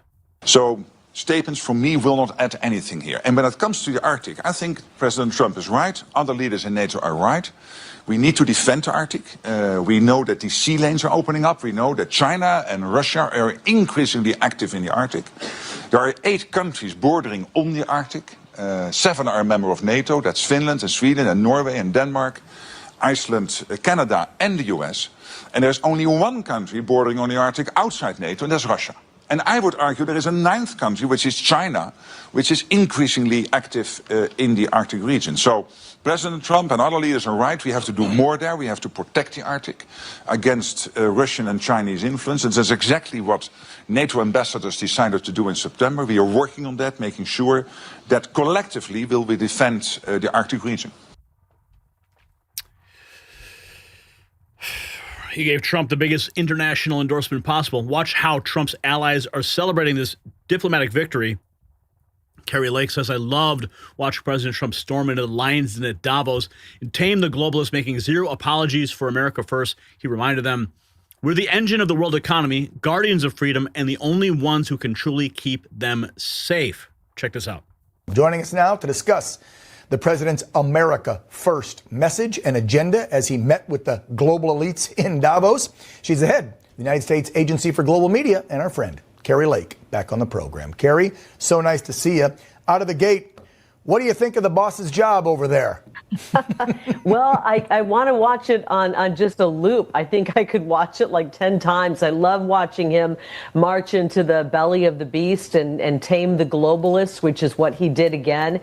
He didn't go in to cower down to these people who have pushed an agenda that's been ruinous to not only their countries individually, but to citizens around the globe. He went in to show them what it means to be America first, to put your country first, and remind them that it is America that drives the engine of not just our economy, but every economy around the globe. Mm-hmm. We are the ones that protect them. America has been the country that has been protecting these globalists and protecting these nations in the EU. And I think that the citizens of all of the various European nations were probably watching this, cheering on President Trump and wishing they had somebody with a backbone who actually loved his people and cared about his people like President Trump does. The Greenland thing was just the cherry on top, that he comes out of that and says, well, we pretty much have the framework of the deal done. I love a man who gets things done, and President Trump gets things done in record time. He got the whole world talking about Greenland, and he's right. We're the only ones who can truly keep the world safe, and we need Greenland to do that. I'm glad these people finally came to their senses, Dan. They finally came to their senses. Because what Trump actually secured wasn't ownership of Greenland. It was something much smarter. Excuse me. Total military access through a defense framework that gives America everything we need without the political mess of changing borders. China and Russia just got checkmated, and they don't even realize it yet. Now, Trump didn't just march into Davos and lecture the globalists. He outplayed them at their own game. While they were focused on his rhetoric, he was securing America's future in the Arctic. The man they called unstable just pulled off one of the most sophisticated geopolitical moves in decades. China's Belt and Road Initiative through the Arctic, dead on arrival. Russia's northern shipping dominance, game over. And the best part, he did it so smoothly that even his enemies are praising him for it. Do you think that Trump's Arctic strategy will be his greatest foreign policy victory? Check out the Next News merch shop and let me know what you think in the comments.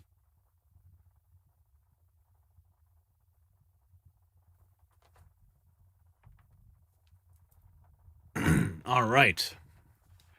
Moving right along here. No more super chats to acknowledge. Remember, that's your moment to shine. If you have a message for America, we are giving you the microphone. You support the show, get your voice heard. Remember, President Trump, the administration, they watch this show. They pay attention to what we're doing here at the Next News Network. They've used my voice in official White House videos. So, you want President Trump to hear a message, this is the best way to do it. Okay, we are going to move right along into our next topic because this is something we've been tracking for weeks now, and it's only heating up. So I will, excuse me.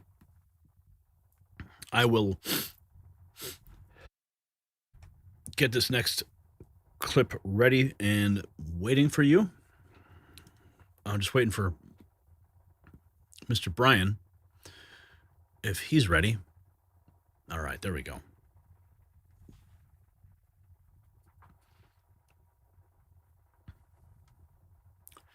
The convicted mastermind behind Minnesota's $250 million welfare fraud scheme just dropped a bombshell that could end Tim Walz's political career. Amy Bach, facing decades behind bars, is not going down quietly. She's pointing fingers straight at the governor's mansion, claiming Walz and his cronies knew exactly what was happening while taxpayer money flowed like water to Somali terrorists. But here is the part that will make your blood boil, because this is not just about missing money. This is about your family's future being stolen right from under your nose. While you're working overtime to pay your bills, $250 million in welfare funds got funneled overseas through an elaborate scam the state officials apparently watch happen in real time. We're talking about money meant for hungry American kids getting shipped to Somalia while Walz played dumb. And here's what really stings. They caught one smuggler with $800,000 in cash at the airport. How much more walked right through? This scandal proves what we have suspected all along. The swamp creatures don't just ignore corruption, they enable it. Every dollar stolen is a dollar taken from legitimate American families who actually need help. Now, speaking of never surrendering in the face of corruption and lies, you ever see something and instantly know it's going to turn heads? That's exactly what happened when I saw these Trump never surrender gold sneakers. Now, these aren't subtle, and they're not supposed to be. Gold finish, red, white, and blue details, never surrender right on the shoe. You put these on, you're making a statement about who you stand with. While swamp creatures like Walz are busy covering up fraud scandals, real Americans are standing up and fighting back. These shoes represent that fighting spirit, that refusal to back down when the establishment tries to steamroll us. They're conversation starters, they're head turners, and a daily reminder that we don't quit. Get yours at themagaoffers.com/NNN before they are gone. Now back to this explosive scandal. Yes, it gets worse. Minnesota's Attorney General Keith Ellison, the same guy who should have been investigating this fraud, actually authored legislation making it easier to send money overseas to Somalia. We've got him on video talking about keeping money flowing to Mogadishu. Then there's the defendant who literally asked the judge to deport him instead of serving 30 years in an American prison. The judge said, absolutely not. You're serving every single day right here. Now, we have an update in the stunning announcement. House GOP chairwoman Lisa McClain dropping a bombshell on Minnesota Governor Walz. Let's hear what she has to say. Democrats took money from our kids, Democrats took money from your kids, the kids who need it most, dumped it into fraudulent daycare facilities, and turned the other way when this abuse was reported. This has been their pattern, so this really shouldn't surprise anybody. But what's happening there is absolutely disgusting. Tim Walz can announce that he won't run again for governor, but he will still be held accountable by House Republicans. And that's exactly what we're doing this week in the House Oversight Committee. Now that just sets the stage. And it sets up a key question. How did this massive fraud happen under Walz's watch? Our next source reveals a shocking admission from his own administration. Tim Walz, appointee in charge of the state's accounting and finances, said they don't have the tools to hold agencies accountable for fraud, despite it being their job. Get ready for this. You view your role as supporting agencies to do their job, but not holding them accountable. Am I understanding that? Madam Chair, we do not have a tool to hold agencies accountable. So what would that tool be? What do you need? Because under statute, that is your responsibility for internal controls. So if you don't have the tools and it's yet your statutory responsibility, like, what do you need? I want to be clear that when you look at the state statute, subdivision 8 of 16A.057 specifically states that the head of each executive agency is responsible for designing, implementing, and maintaining an effective internal control system within the agency that complies with the requirements of the subdivisions. I mean, I know you're asking the question of what do we need to hold agencies accountable? I would view that differently, and that would be to say, what do we need for agencies to be successful? Okay, I would just like to point out that in statute 16A 057, it says the commissioner, meaning of MMB, is responsible for the system of internal controls across the executive branch. Sub 1, safeguard public funds and assess and assets and minimize incidents of fraud, waste, and abuse. That is the responsibility of the commissioner of MMB. And Chair Robbins, the way that we do that is by creating a framework for agencies to use and providing support and resources and tools for them to use in order to identify and implement their own internal controls. And when they fail at that, what do you do? Go ahead. Chair Robbins, what we do is... What do you do? Step in with support. We step in with support. Yeah, well, you didn't do anything. Now we're seeing the system failure in action. Walz's own appointee admits they can't stop the fraud. But the story gets deeper than just Minnesota. As our next tweet shows, Rich has done more journalism in Maine in just a few months than the entire staff of the Bangor Daily News is in years. The media helped create the permission structures that prevented normal working people from questioning why home health care and autism homes have become high-risk elements and fraud abuse. Remember those zombie offices? We're here in Portland, Maine. We found of the businesses that are registered in here, of the 20-something businesses, 10 of them are home health care businesses. As you can see, Prestige Home Care, Bright Star Home Care, Atlantic Community Support, 5 Stars Home Health Care, Prime Home Care, LLC. It's a trend we saw in Minnesota, one that the Minnesota House Oversight Committee on Fraud tells News Nation is a giant red flag. Large clusters of healthcare providers in one location. This building right behind me has 22 different home and community-based healthcare companies registered in the building. Inside this Portland office building, owner Ron Nevins agreed to speak with us. I think I got 10. I think I got 10. Half, maybe a little less than half of this building. Healthcare, home healthcare. I didn't even know what home healthcare was. Do you think these businesses are actually legit businesses? Some, yes, but some I highly question. Nobody's ever... I highly question. The media silence angle is crucial here. Notice how this connects to a broader pattern of fraud that's being covered up.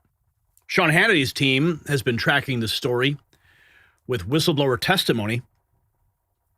James Comer says whistleblowers have exposed welfare fraud in Minnesota, alleging state leaders knew about it and warning taxpayers are fed up with the waste and lack of transparency.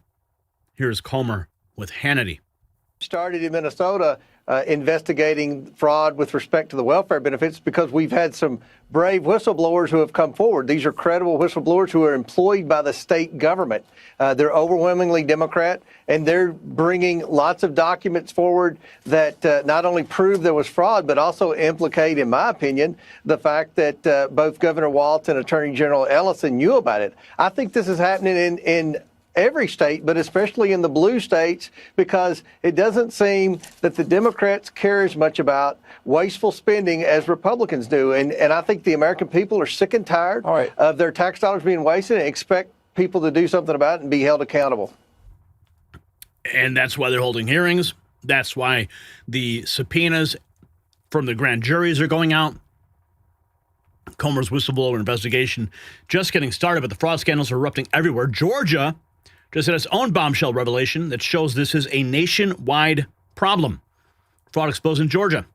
You will not believe what just went down in the SEB 2023-025 case. For years, this bombshell about duplicate ballots in Fulton County was silenced, but finally, Joe Rossi got his shot. He demolished the cover-up with cold, hard proof. This is a state election board meeting that just occurred.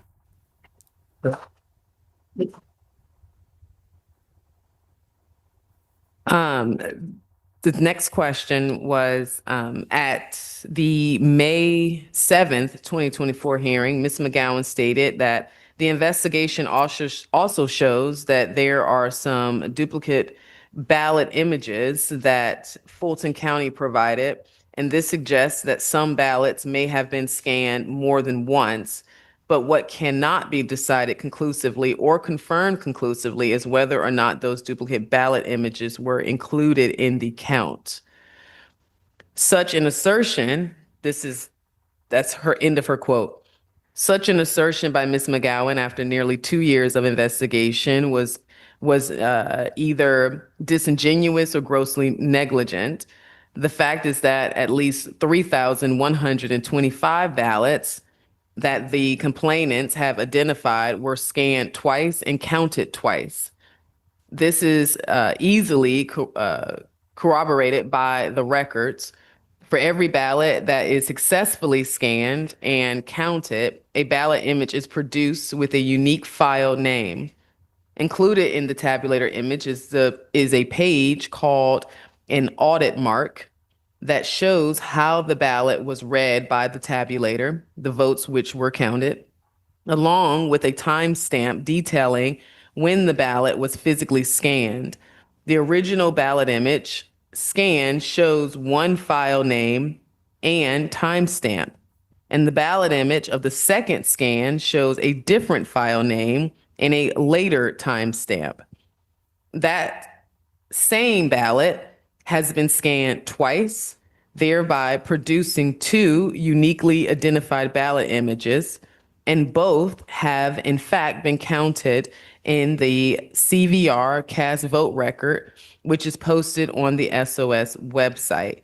So the question is, why was the McGowan team permitted to present misinformation such as this to the board without being challenged other than by Dr. Johnston? Okay. I have two things, and I want to share with the board what they missed out on because we were not allowed to speak. Mr. Chairman, I want to ask you again, maybe, why were you so obstinate not allowing the co-complainants to rebut? Were you given direction by the Secretary of State or Ms. McGowan, but you just seemed so against, and being a person of leadership and industry for many years, certainly understand common fairness. Why were you so opposed to giving us response time? Can you answer that? Was somebody telling you to do that, or was that your own choice? I don't You know, it was my second board meeting ever with this board. Doesn't matter. Well, I mean, Fairness is fairness. I don't recall exactly what the rules were at that time with that board and why, but I seem to recall that the complainants were not offered opportunities. And you may ask Dr. Johnson and Did you think that was fair personally, sir? Pardon me? Did you think that was fair personally? Well, be honest, John. Was that fair? If you had to do it all, let me give it out. If you had to do it all over again, what would you do? My mindset at that point is totally different than my mindset 2 years later. Okay. Okay. So that's what I'm asking you. If you had to, it was my second meeting chairing the board. Okay. And I was trying to conduct the board in the way that the board had been conducted in the past. Okay, whatever. Yeah, you can't talk your way out of that one, man. The fraud cases are piling up across multiple states. It's becoming clear it's a systemic issue. James Woods puts the final scope into perspective. Easily half of our national debt is Democrat fraud, if not more. Posting the meme, starting to feel like 38 trillion in national debt is actually 38 trillion in fraud. And look at the usual characters there. Woods nails the scale of the problem, and now we're seeing Democrats trying to eliminate oversight entirely. The Virginia bill is perfectly timed to help cover future fraud. Steve Petrus writes, after Somali fraud scandal, Virginia Democrat pushes bill killing oversight of nonprofits. What do you know, huh? Virginia Democrat. No oversight at all. Think of what would happen if that bill passed. Inserted by a Democrat, too.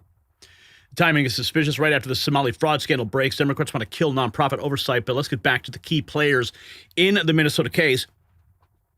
Here's a reminder that the ringleader in the Somali fraud case that the Republicans are talking about is this woman here. Court clears a path to seize millions in assets from Feeding Our Future ringleader. Amy Bach, founder and executive director of the nonprofit organization Feeding Our Future, arrives at the Minneapolis federal courthouse on March 19th in Minneapolis. Now we're seeing the mastermind behind the scheme, and the allegations are about to get much more serious. The convicted ringleader is making explosive claims about who knew what. Here it is. The convicted ringleader of the Minnesota $250 million welfare fraud claims local Democrat officials were aware of the operation, including Governor Walz and AG Ellison, according to Fox News. Ready for this? Convicted ringleader of the $250 million Minnesota welfare fraud scandal, telling Fox News she believes the state leaders knew taxpayer money was being stolen and did nothing to stop it. But I guess, how high up do you think the message went that there was fraud? Like, do you think it made its way to the governor's office? I struggle to believe it didn't. I have to believe that the governor's office and Keith Ellison's office were aware of this. They've said they were involved in helping the FBI. They've said they were made aware. A spokesperson for the state attorney general responding, saying in part, quote, treating the words of a convicted fraudster like Amy Bach as though they have any credibility is shocking. She is a liar, fraudster, and manipulator of the highest order who has never acknowledged or accepted her guilt. Yeah, of course, that's how Ellison's office would respond, because she's a convicted felon. So, what, you're not going to trust him? No, she knows exactly what was going on. She knows where the bodies are buried. Now she's singing because finally other people are under the microscope. This is the smoking gun. The ringleader directly implicates Walz and Ellison, but there's more testimony coming to back these claims. Tim Walz is not some sort of freedom fighter. He's a guy who's enabled fraud, maybe participated in it. I don't care what Tim Walz says. I care about getting to the bottom of the fraud for the American people. The headline on Fox News, Vance calls Walz a joke, claims Minnesota governor enabled the massive fraud. I'm certainly believing that too. The fraud enablement allegations are devastating, but wait till you see what happened when these criminals got silenced. The courtroom drama, unbelievable. Justice wins from daycare dollars to decades behind bars. Somali defendant asked judge, can you just deport me after 30-year sentence for childcare fraud? Nope, you're going to serve it here. The sentencing was only the beginning. Now we're getting confirmation from the mastermind herself about high-level knowledge of the scheme. Amy Bach the mastermind behind the largest COVID fraud scheme in the country, says she has to believe Governor Walz and AG Ellison knew about the massive fraud as it was occurring. Alexis McAdams TV. I think we have another shot. And a Fox News alert also in Minnesota. The convicted ringleader of one of the state's biggest fraud schemes is speaking to Fox News from behind bars. Now, she believes that the scam was no surprise to local Democratic leaders, and she's naming names. She spoke to Alexis McAdams. Hi, Alexis. Hey, Dana. Yeah, so everywhere you look in the state of Minnesota, right, there seems to be another fraud scam. So this one involves Amy Bach. She's a Minnesota woman convicted of fraud for taking taxpayer money that was meant to feed hungry kids. But listen to this. Bach tells me the real issue here is the state of Minnesota, which she says kept giving scammers your taxpayer money even after they were flagged as fraudsters. I have to believe that the governor's office and Keith Ellison's office were aware of this. They've said they were involved in helping the FBI. They've said they were made aware. But apparently I'm scary, so they couldn't do anything. So Bach ran this nonprofit called Feeding Our Future. You might have heard of it. It was one of dozens convicted in this $250 million scam. You can see her mugshot there. Prosecutors say this group set up sham restaurants. They pretended they were making these meals. They got paid by the state for those meals, but they just pocketed the cash. Bach, who's looking at 30 years behind bars, tells me the state signed off on those businesses, not her. It all went through a process. They were all approved. They were all paid by the state, yet all the fingers are being pointed at me. And it's not just Bach. Whistleblowers told a congressional committee Minnesota Governor Tim Walz and Attorney General Keith Ellison there ignored warnings for years as millions of dollars and millions were stolen on their watch. Congress is investigating a long list of massive fraud schemes in the state. It's hard to keep up. Prosecutors say it's led to at least $9 billion in fraud, Dana, and counting. Congress also asking why the Attorney General there would meet with a group of Somali fraudsters, which were under FBI investigation in 2021. The group can be heard in an audio clip given to us by Bach's lawyer offering to donate to his campaign if he can help them get their funding flowing again. Ellison denies any wrongdoing here. He slammed Bach in a statement to Fox, calling her a liar and manipulator, adding now she's on a media tour to deflect her guilt onto others instead of finally taking responsibility for this fraud scheme that she ran. So we reached out to Governor Walz too, Dana. He didn't get back to us. House Republicans say it's just getting started. They want to subpoena Walz and Ellison because they say they're responsible for ripping off American taxpayers. Well, incredible interview. Thank you for bringing that to us, Alexis. Paul Morrow is here, and he's... Amy Bach's admission that Walz and Ellison had to know is damning. But the money trail gets even more suspicious when you look at Keith Ellison's legislative history. Wall Street apes. Minnesota Attorney General Keith Ellison has been pivotal in the money laundering operation. He only sponsored two bills that passed along Congress. One was the Money Remittances Improvement Act that eased international remittances for sending money overseas back to Somalia. You just have met officials from the Somali money transfer companies and officials from the Franken Bank. What was the discussion about, Congressman? Well, first of all, let me say salam alaikum, Ilyas. It's good to be here with you with the Mogadishu Times. The discussion focused on how we can keep money flowing to Somalia. How we can keep the money flowing to Somalia. Ellison's money laundering legislation looks extremely suspicious in hindsight, and the cash smuggling operations show how the stolen money was moved. Here's the proof. Busted at MSP, Somali scammer caught smuggling $800,000 cash through TSA in a suitcase straight from taxpayer-funded scams. How much more is flying out undetected?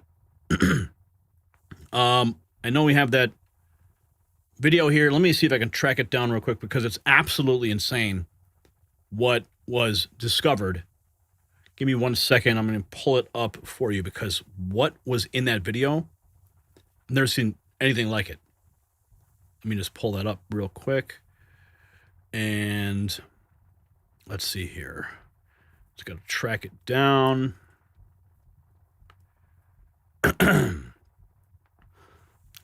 I know we've got it here somewhere. Okay. Let's see. This was from End 3 of Days. Okay, so let me just grab that real quick. End 3 of days. 1 second. It is absolutely damning. I'm just going to track it down. N3 of days. Where is that tweet? There it is. Okay, 1 second. Let me just pull this in. And we will just inject this into the system.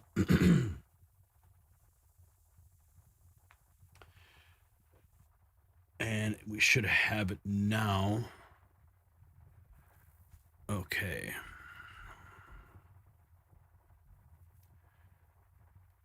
Oops, I put it in the wrong topic. My bad. No, we're in the wrong topic. Here it is. Okay. There we go. Boom. Okay. No, that's not the one. 1 second.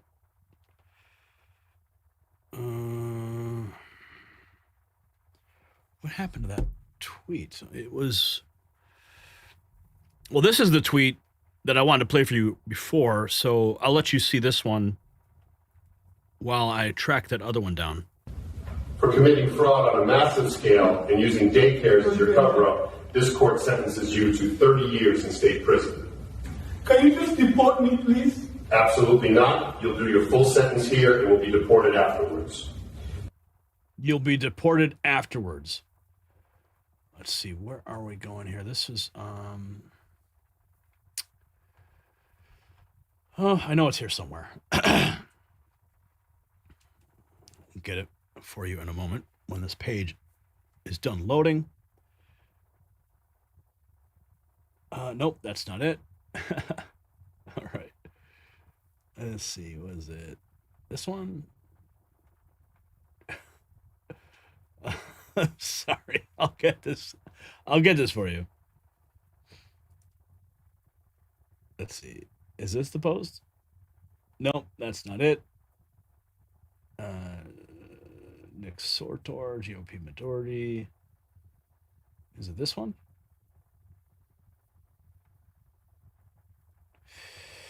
I promise I'll get it for you. Nope, that's not the one either.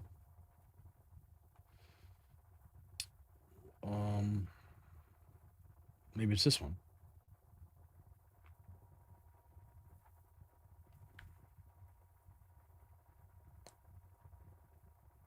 No.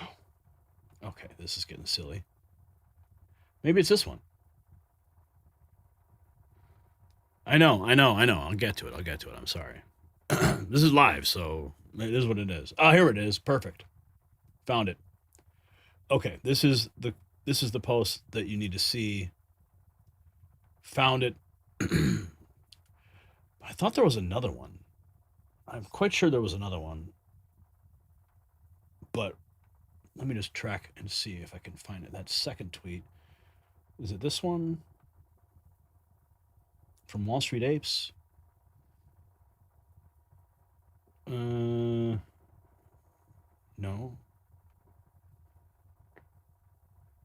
Not Jim Jordan, GOP majority whip. Nick Sortor, Minnesota House. The Blaze, OAN. Eric Darty. Is it that one? Because there are two clips, actually.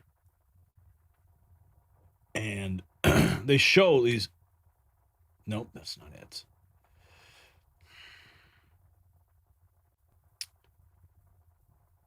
Okay, maybe it's this one.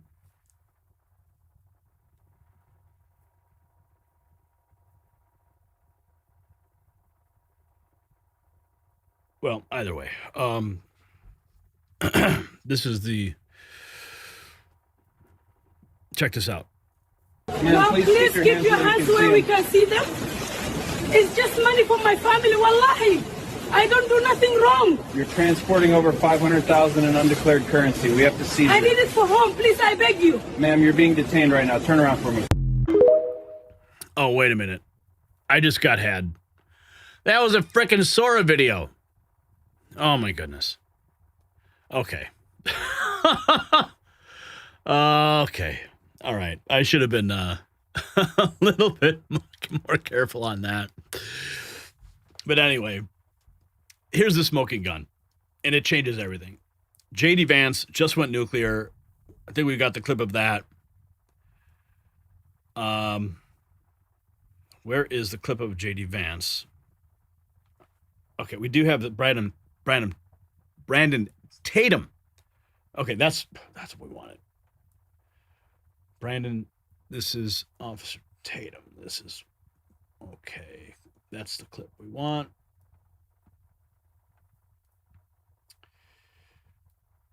Okay, here we go.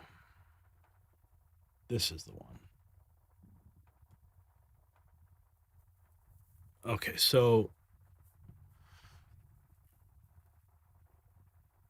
no, that's that's not the one either.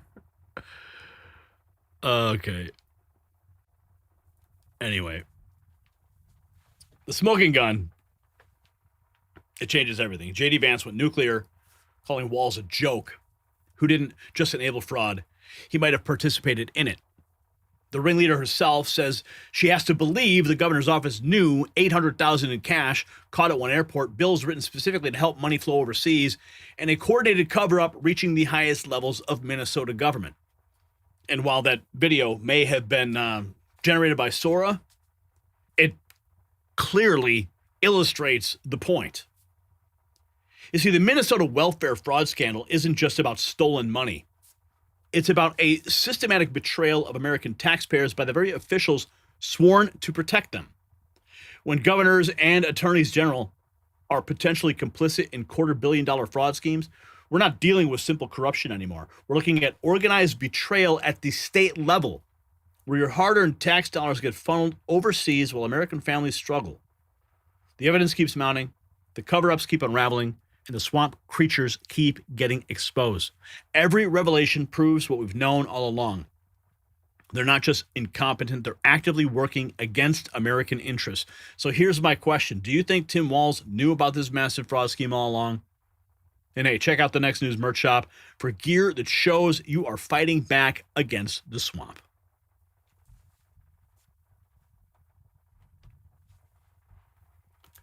Okay.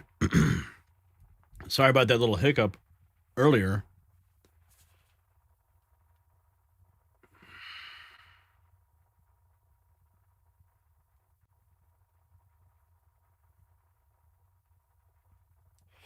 Okay. All right, we're gonna move in. Okay, looks like we got some more super chats. I don't know if we Aristo Rodriguez, Greenland is signed, sealed, and delivered, baby. Let's go. Curio 2369. Grolsteiner is better sparkling water. Yeah, that's good too.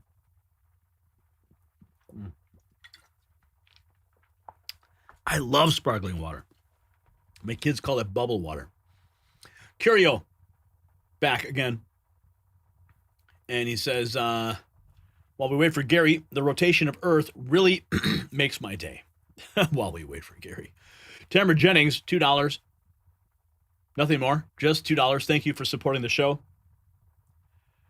And we're going to continue into the fourth topic, because this is just crazy news, but it's not unexpected. That's the thing. We know exactly how these people operate, how they just want to keep reinforcing the swamp, and how it starts with the money, specifically Soros money. And they're already eyeing 2028. So we're going to get into it right now.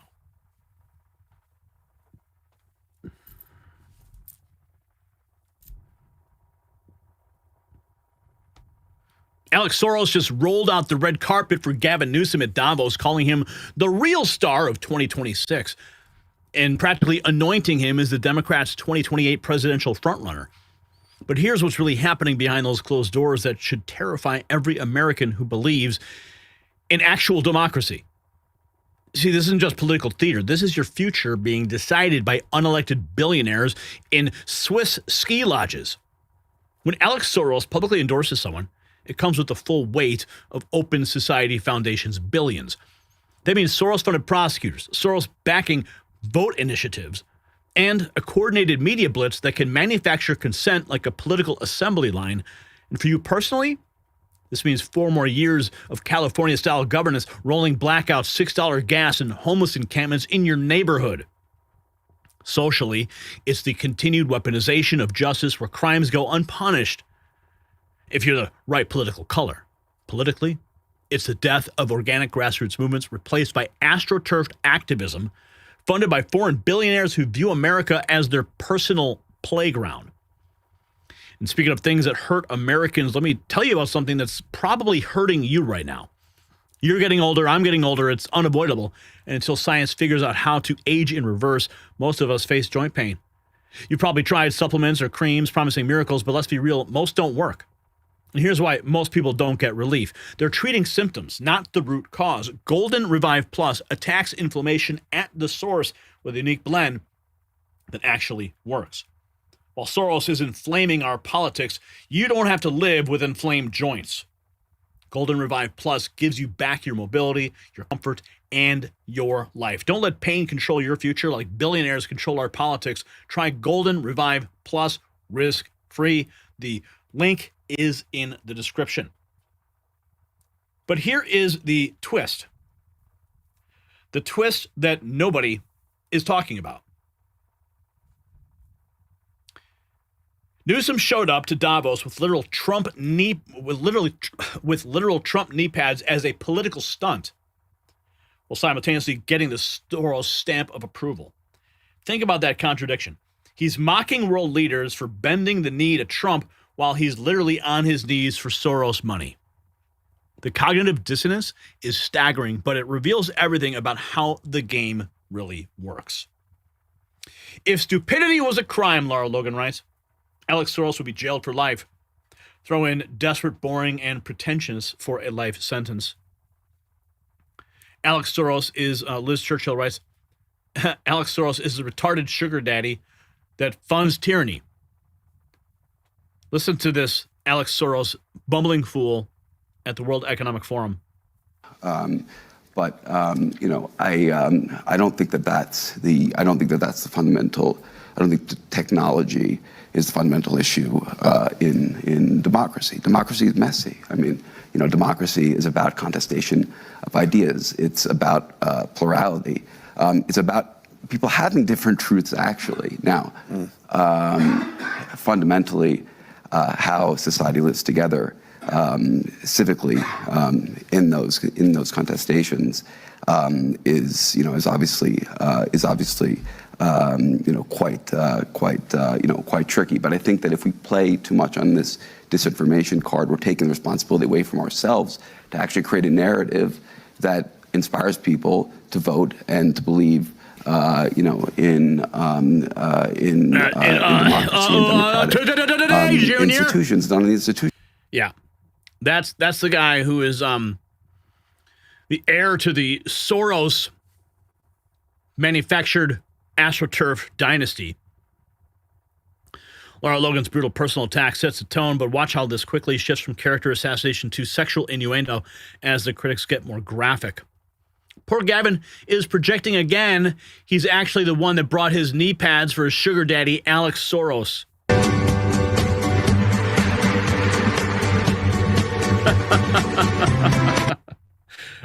You gotta love the memes.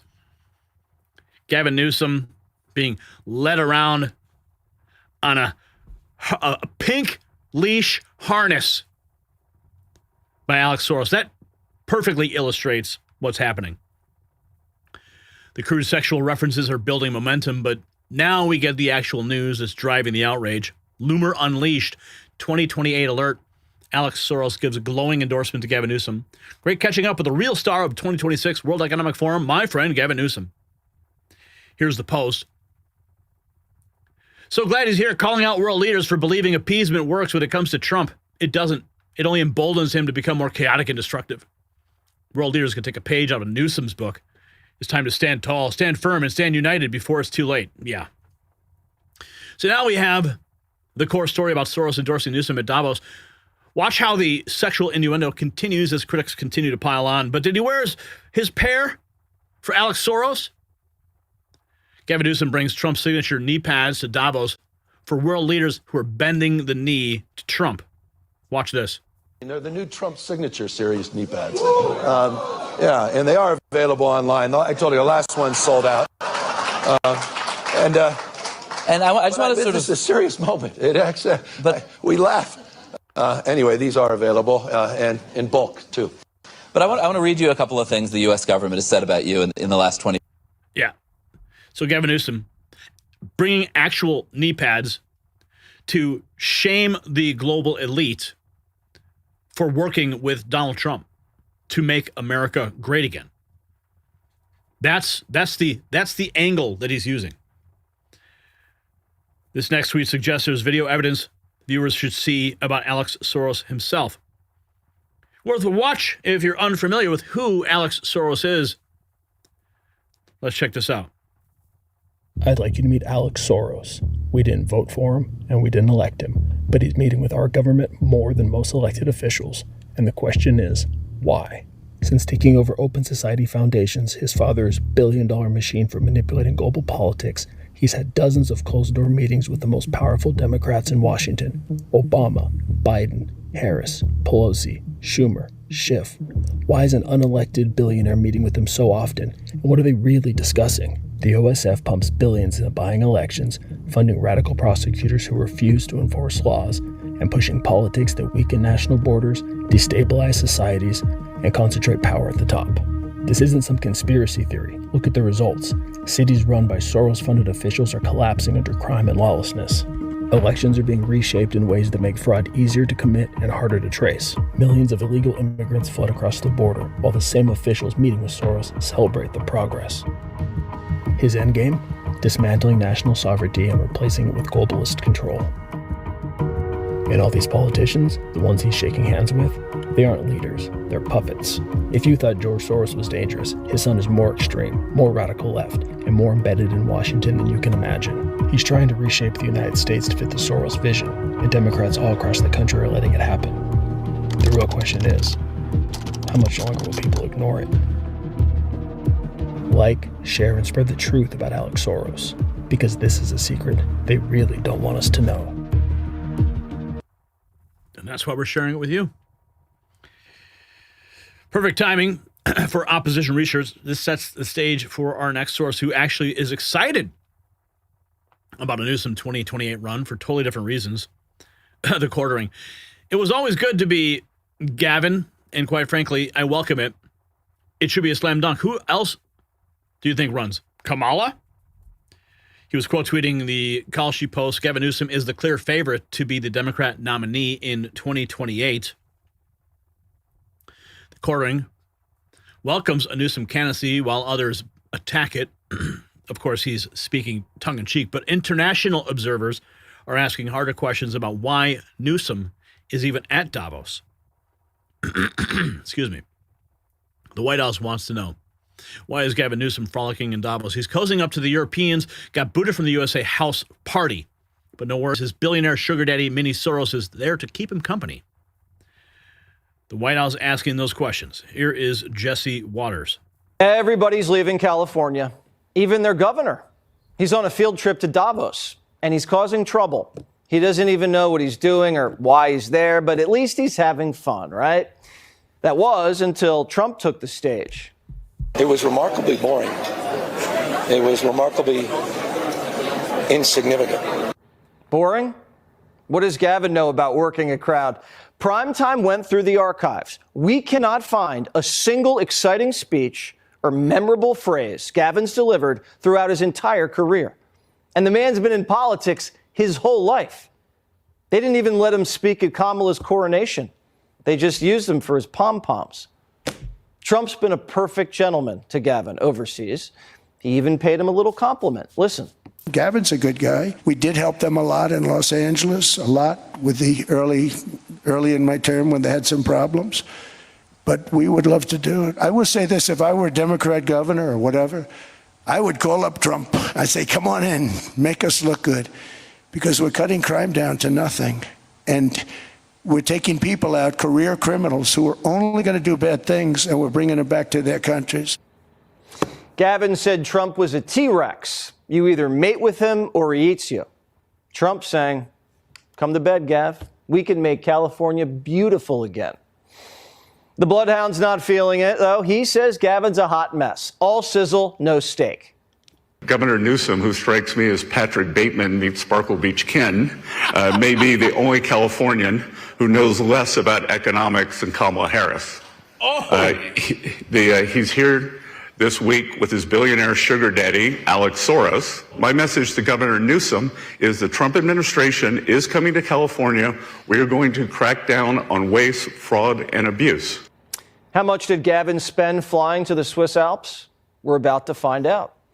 Newsom's always struck me as slightly European. That's why he had a little heart-to-heart with his French soulmates.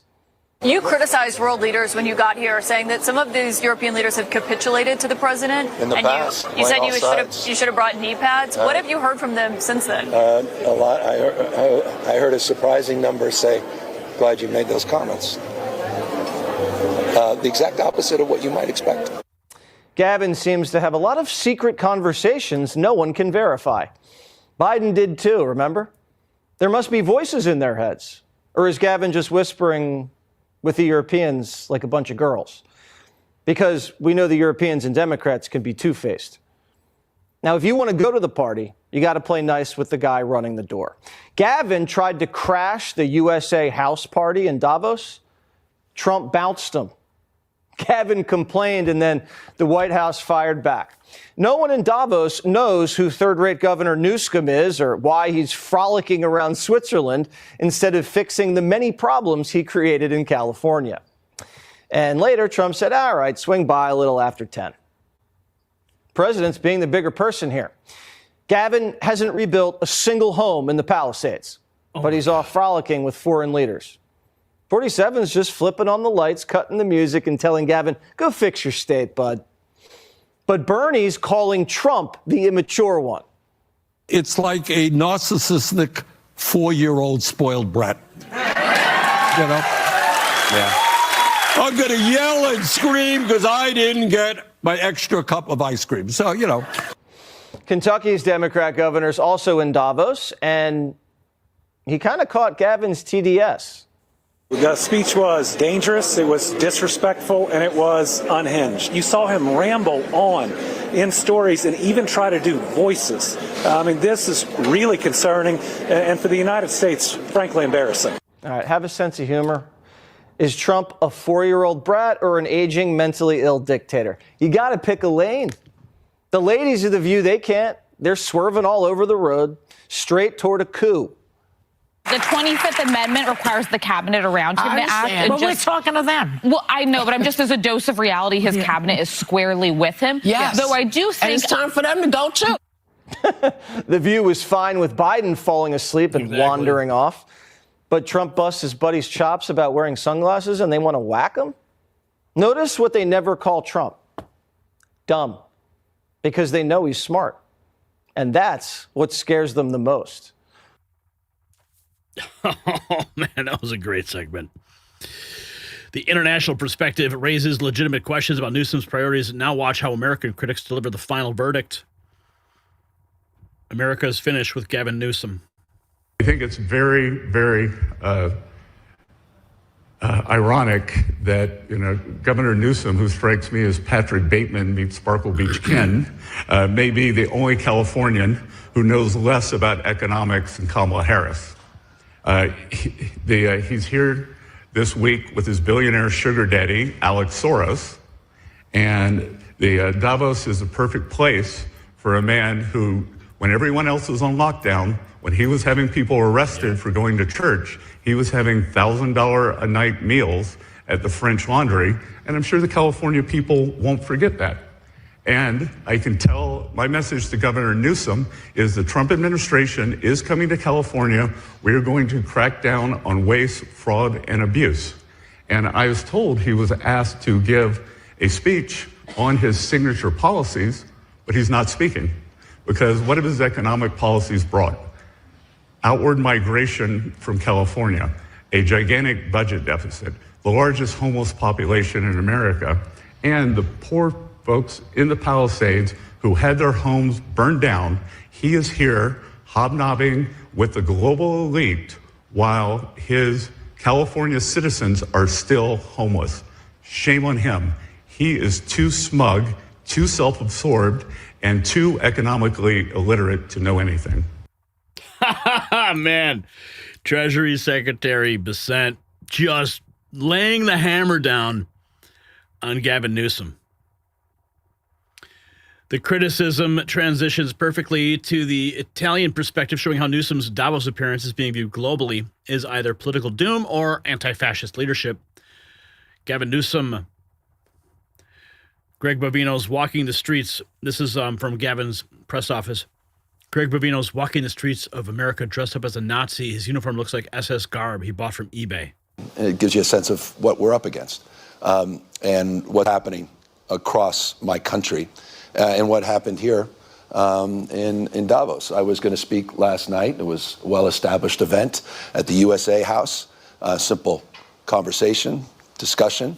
After Trump's speech, they made sure that I didn't. Good. They made sure it was canceled. Good. And that's what's happening in the United States of America. Freedom of expression, freedom of assembly, freedom of speech. It's America in reverse. They're censoring historical facts. No, we just don't give assholes like you the microphone. All right? You have been enabling fraud and scams in your state, leaving your people out to dry. So, no, we're not going to give you the microphone. That's what the stage you're sitting on is for. You can go and complain all you want over there, Gavin. But not in Trump's house. They're rewriting history. They're censoring books, 4,340 books. Oh, really? Libraries and in schools banned in the United States of America. What's in those books, Gavin? What's in those books? Huh? Yeah, see, they don't want kids reading those books. That's the thing here. Oh, this guy makes me so angry. You're watching institutions. Any institution of independent thinking is under assault and attack by the Trump administration. You're seeing what's playing out in the streets of American cities, what played out in California, the second largest city in the United States of America. 4,000 National Guard were federalized. 700 active duty Marines were not sent overseas. They were sent to my largest city in the state of California. Masked men. Guy Greg Bovino, dressed up. It's as if he literally went on eBay and purchased SS garb. Greg Bovino, secret police, private army, masked men, people disappearing, quite literally, no due process, windows being smashed, seatbelts on, being, literally just sort of cut off, people dragged in the streets, kids separated from families, knocking on doors, racially profiling American citizens. Oh, wow. Is it surprising the Trump administration didn't like my commentary and wanted to make sure that I was not allowed to speak? No, it's consistent with this administration and their authoritarian tendencies. But forgive me, these are objective facts. Oh, man. And Soros has just endorsed this guy? That's terrifying. See, this is the moment that the mask comes completely off. We're watching the 2020 election being decided in real time by a man who inherited his political influence from daddy's checkbook. Alex Soros did not earn his seat at the table. He bought it. And now he's buying your next president, too. You see, the machine isn't even trying to hide it anymore. They're picking winners and losers in broad daylight while calling it democracy. Soros publicly crowns Newsom. The betting markets respond instantly, and the media falls in line like dominoes. This is oligarchy with extra steps. When unelected billionaires can anoint presidential candidates at cocktail parties in Switzerland, you're not living in a republic anymore. You're living in a plutocracy with democratic window dressing. The 2028 race isn't starting in Iowa or New Hampshire. It started in Davos in a hotel suite with a handshake and a check.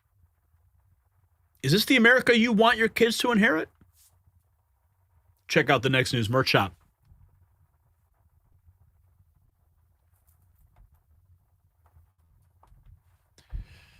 All right. Moving right along into our next topic. Let me see if we have any more super chats to speak of here. Yes, there was one. I put it up on screen from Barbara. $10. Thank you. And so that puts us at $37.95. We're about, $60 away from our target. But we're going to be moving into our next topic in just a moment here. We got to continue the conversation about what is happening in Minnesota, because that's a story, again, we've been tracking for quite some time. So let's continue this conversation here. I'll be ready to start in a moment. Okay.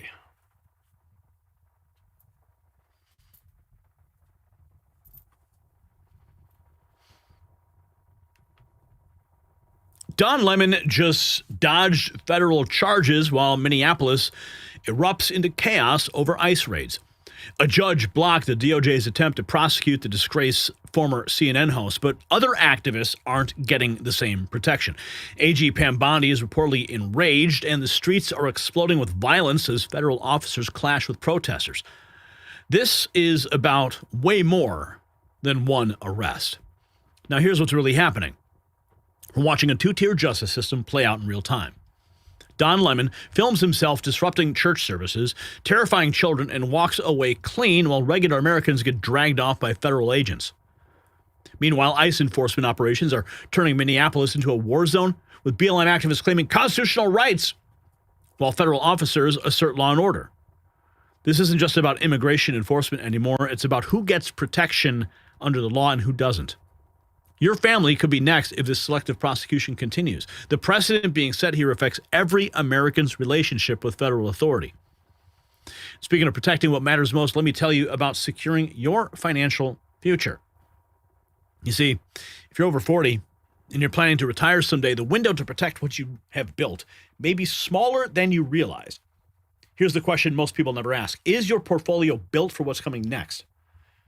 Many investors in their 40s and 50s discovered they have little to no exposure to precious metals. That means that their savings are largely tied to markets, policies, and paper assets, with very little protection if conditions change. As retirement moves from someday to on the horizon, protecting what you've already built becomes just as important as growing it. And that's where Noble Gold Investments comes in, helping investors reduce risk by adding physical gold to their portfolios. Right now, it might be a smart time to talk with Noble Gold Investments. No pressure, no sales gimmicks, just clear answers and a strategy built around your goals. Visit nextnewsgold.com and build your portfolio for the long term, or call that number on the screen. Now back to this Minneapolis meltdown that's exposing everything wrong with our justice system. Yes, this is the twist that no one's talking about. William Kelly got arrested by the FBI for the exact same church disruption behavior, while Lemon walks free. Same actions, different outcomes. And the timing couldn't be worse, with ICE raids creating the perfect storm for these activists to claim martyrdom. The streets are heating up. Protesters are claiming constitutional rights to disrupt federal operations, and Bondi's DOJ is picking and choosing who faces the consequences. Now, here is Mayor Frey talking about how we won't cooperate with ICE. In Minneapolis, we will not cooperate with ICE or any federal agency around immigration enforcement work. We will not. And there's a good reason, by the way, that we won't. And it's not just the moral imperative here. Yeah. That's why you just got subpoenaed by a grand jury, dude. This sets up the federal response. Watch out, Vice President delivers exactly on his tough enforcement promise. Here's the Vice President in Ohio.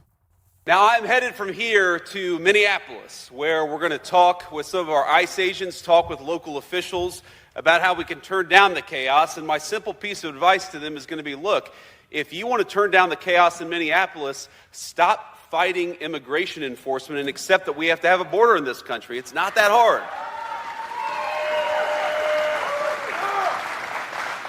If you look all across our country, what's happened in Minneapolis is happening almost nowhere else in the United States of America. And that's because Whether it's in Texas or Tennessee, it's in red states, it's in blue cities, even within our country, most people are cooperating with the simple principle that we ought to be able to enforce our immigration laws and get illegal criminals the hell out of the United States of America. It's really not that complicated. But in a few distinct cities, you see this craziness because the far left has decided that the United States of America shouldn't have a border anymore, and they are willing to fight and penalize and dox and even assault our law enforcement officers in order to fight for the basic principle that anybody ought to be able to come into the United States of America. Well, I'll tell you right now, the Trump administration, we reject that. We are going to get illegal criminals out of our country, and we're not going to let a few left-wing radicals stop us.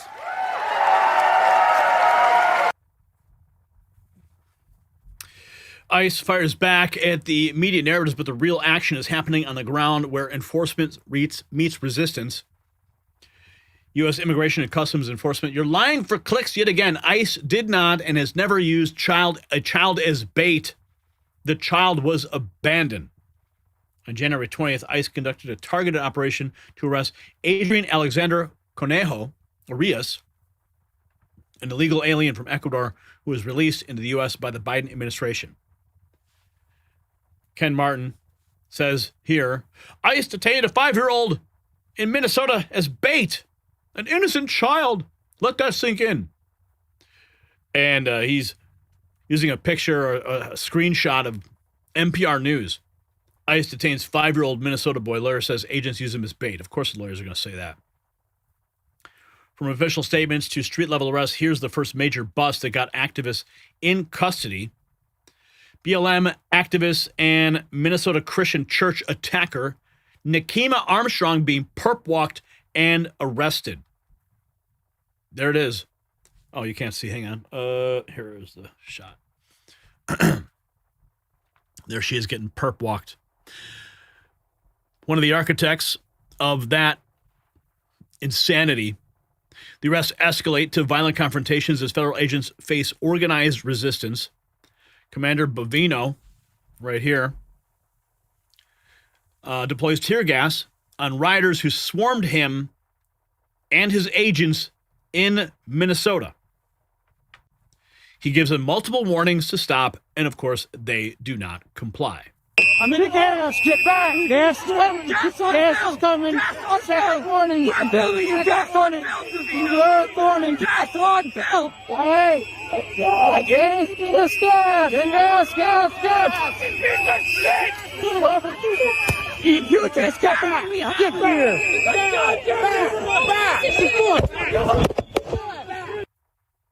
Oh, my goodness. Legal experts are weighing in as the arrests pile up. This is now building into a major federal case. Harmeet Dillon writes, she's just been arrested on the basis of a warrant where a judge found probable cause. Good job with the tough questions.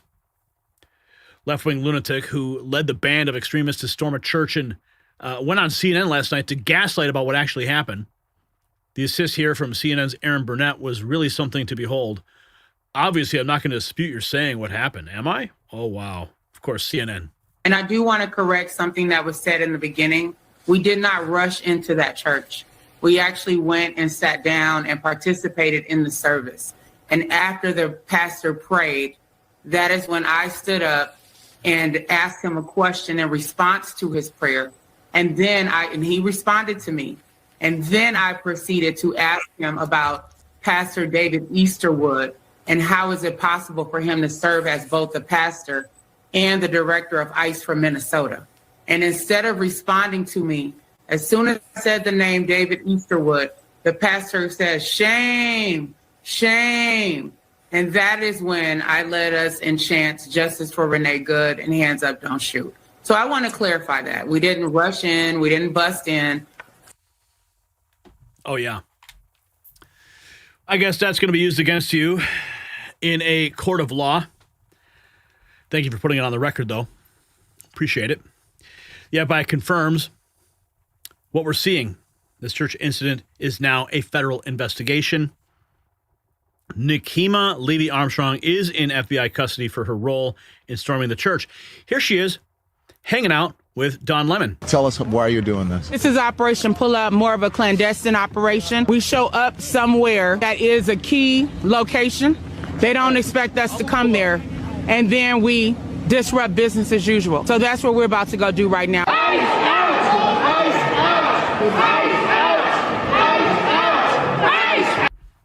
But Minneapolis isn't about ICE raids only.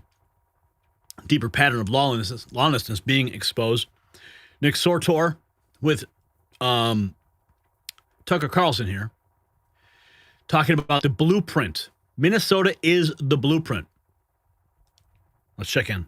When I got robbed the other day by a gang of Somalis, they stole over $1,000 worth of camera equipment from me. I called 911. They didn't ask me, are you in any danger right now? I was bleeding from the arm after being dragged down the street by the vehicle. The question they asked me was, are you white, Hispanic, black, or Somali? That was one of their biggest concerns. And it still took them 30 minutes to come to the scene. But that's like my fourth 911 call in the past 3 weeks out in Minneapolis. And it's the first time they actually responded. So the fact that they responded in 30 minutes, I was actually surprised that they came out. I'm shocked by everything you've just said. I do think we run the risk of misinterpreting people like Jacob Fry. Obviously, they're feminized. Everything you said is true. They're craven. They're weak. But there's also a will to power there. I mean, this is Trotsky. Okay, this is the looting of the armory. This is the way that people like Fry, and there are many people like Fry, gain power, which is through violence. It's through the mob. It's through mob action that they become more powerful. So it's not just that he can't stop it because he's too weak. He wants it. Just as the governor of the state of Minnesota and his creepy Winnie Mandela wife, breathed deep the smell of burning tires during the George Floyd riots because revolution means power to them. And so it feels to me, just from the footage that you shot, that things are getting completely out of control. They're totally out of control, and they have been for several weeks now, but this is exactly how Tim Walz wants it right now. I'm being totally upfront with you, Tucker. I truly believe this.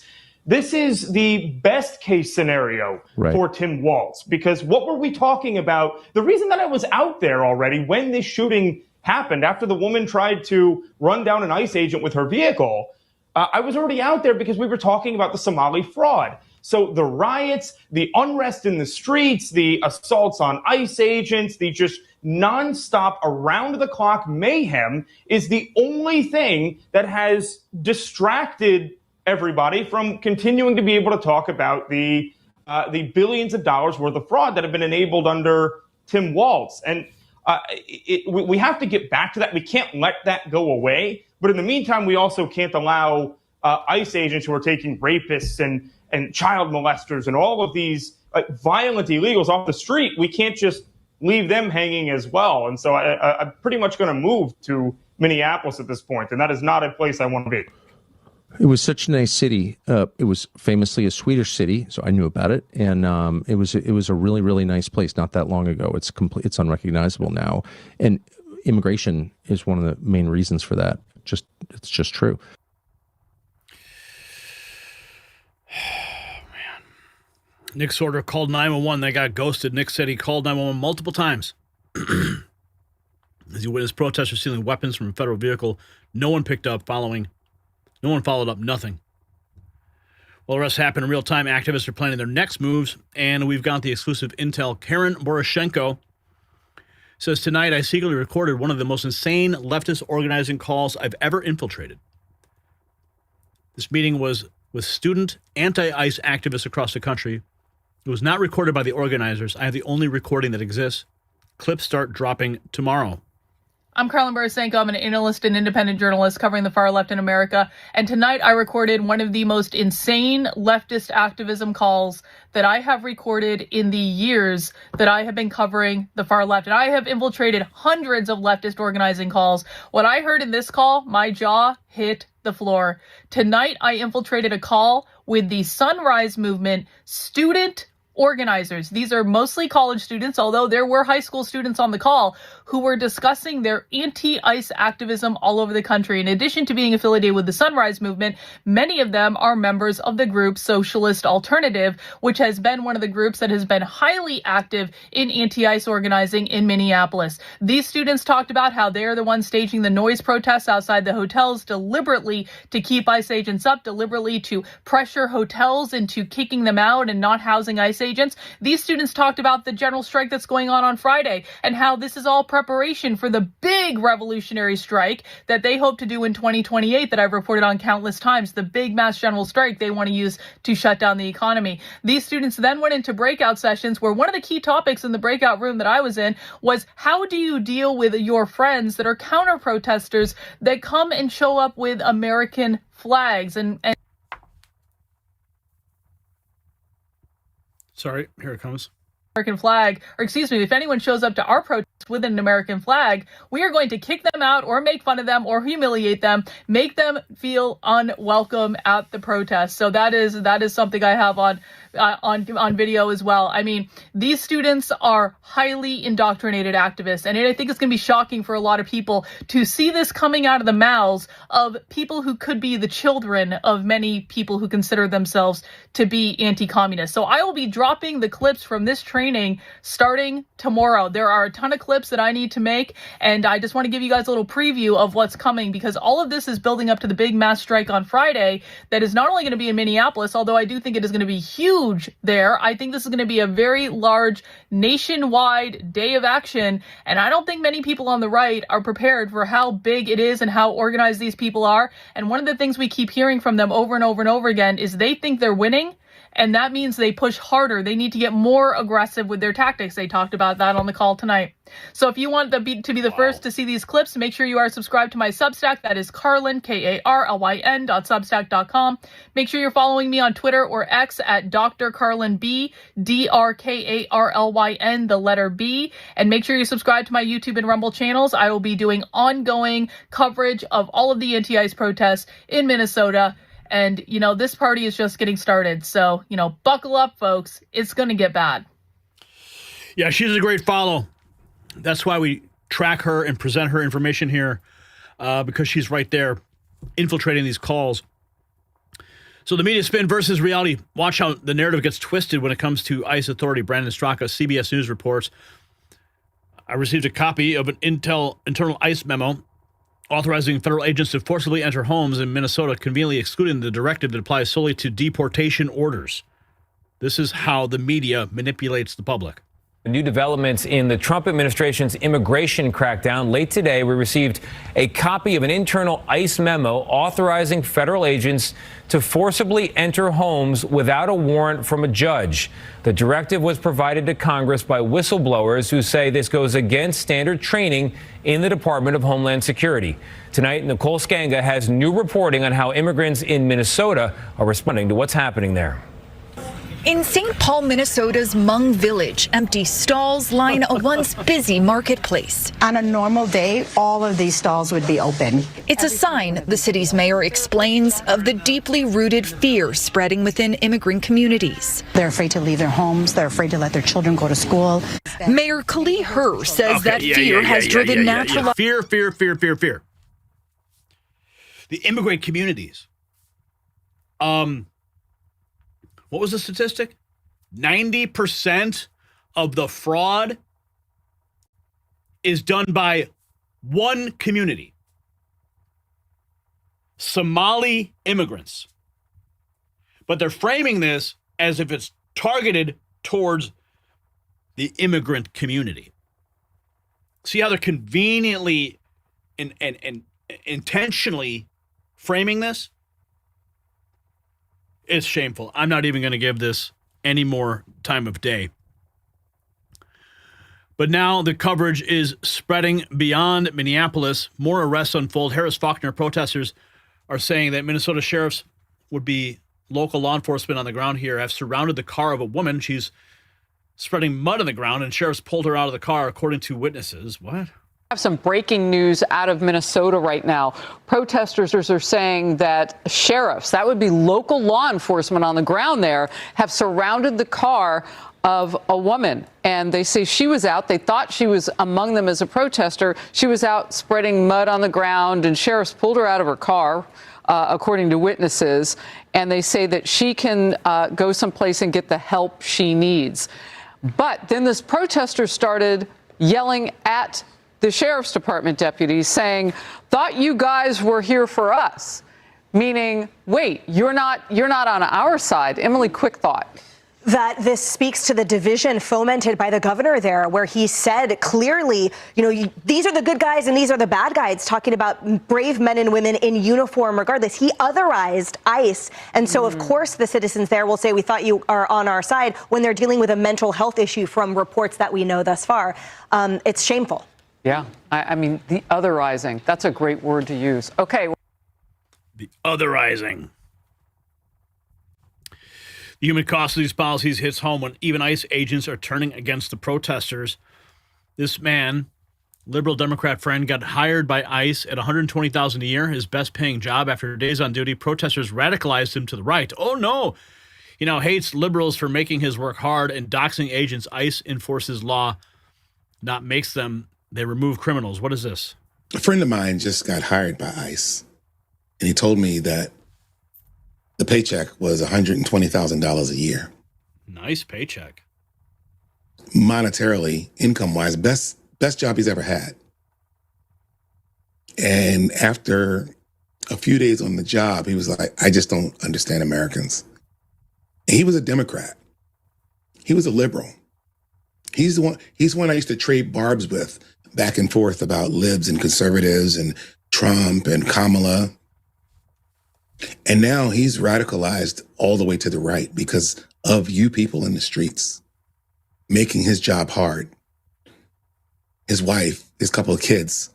And he just feels like every time I go out there, I hate these people. He hates these liberals in the streets. And then you guys are going, shame, shame.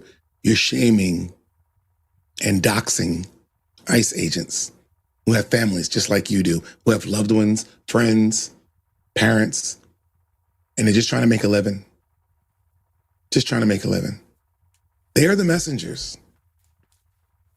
They're just doing their job. ICE agents don't make the laws, guys. They just follow them. Protesting ICE workers is like yelling at cashiers because you don't like the store prices. They are the wrong target.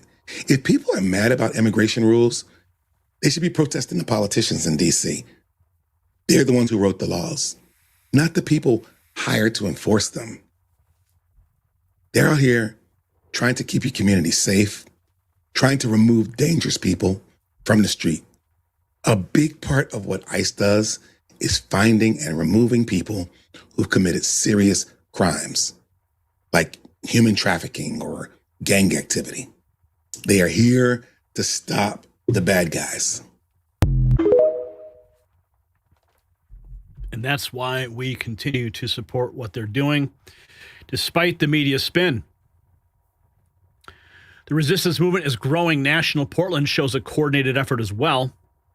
Violent far left, even open border extremists tried to storm City Hall and demand the city do more to oppose ICE. Oh, my goodness. Racist system! No good cop in a racist system! No good cop in a racist system! There's more stairs coming up. More stairs coming up. More stairs coming up. Fucking shameful of you, fucking PPD. Fucking shameful. Espresso, you'll be fucking jailed.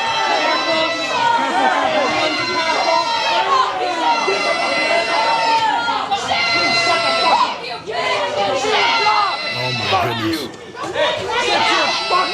Yeah, that's in Portland, January 21st. And posting that. The system itself is compromised when those handling elections are part of the resistance. Andrew Colvett. These are the folks that deliver your mail-in ballots. Colin Rugg. New. U.S. Postal Service driver yells at and appears to flip off Border Patrol agents while they were speaking to someone in a Honda Civic. Go home, you fucking losers! United States Postal Service.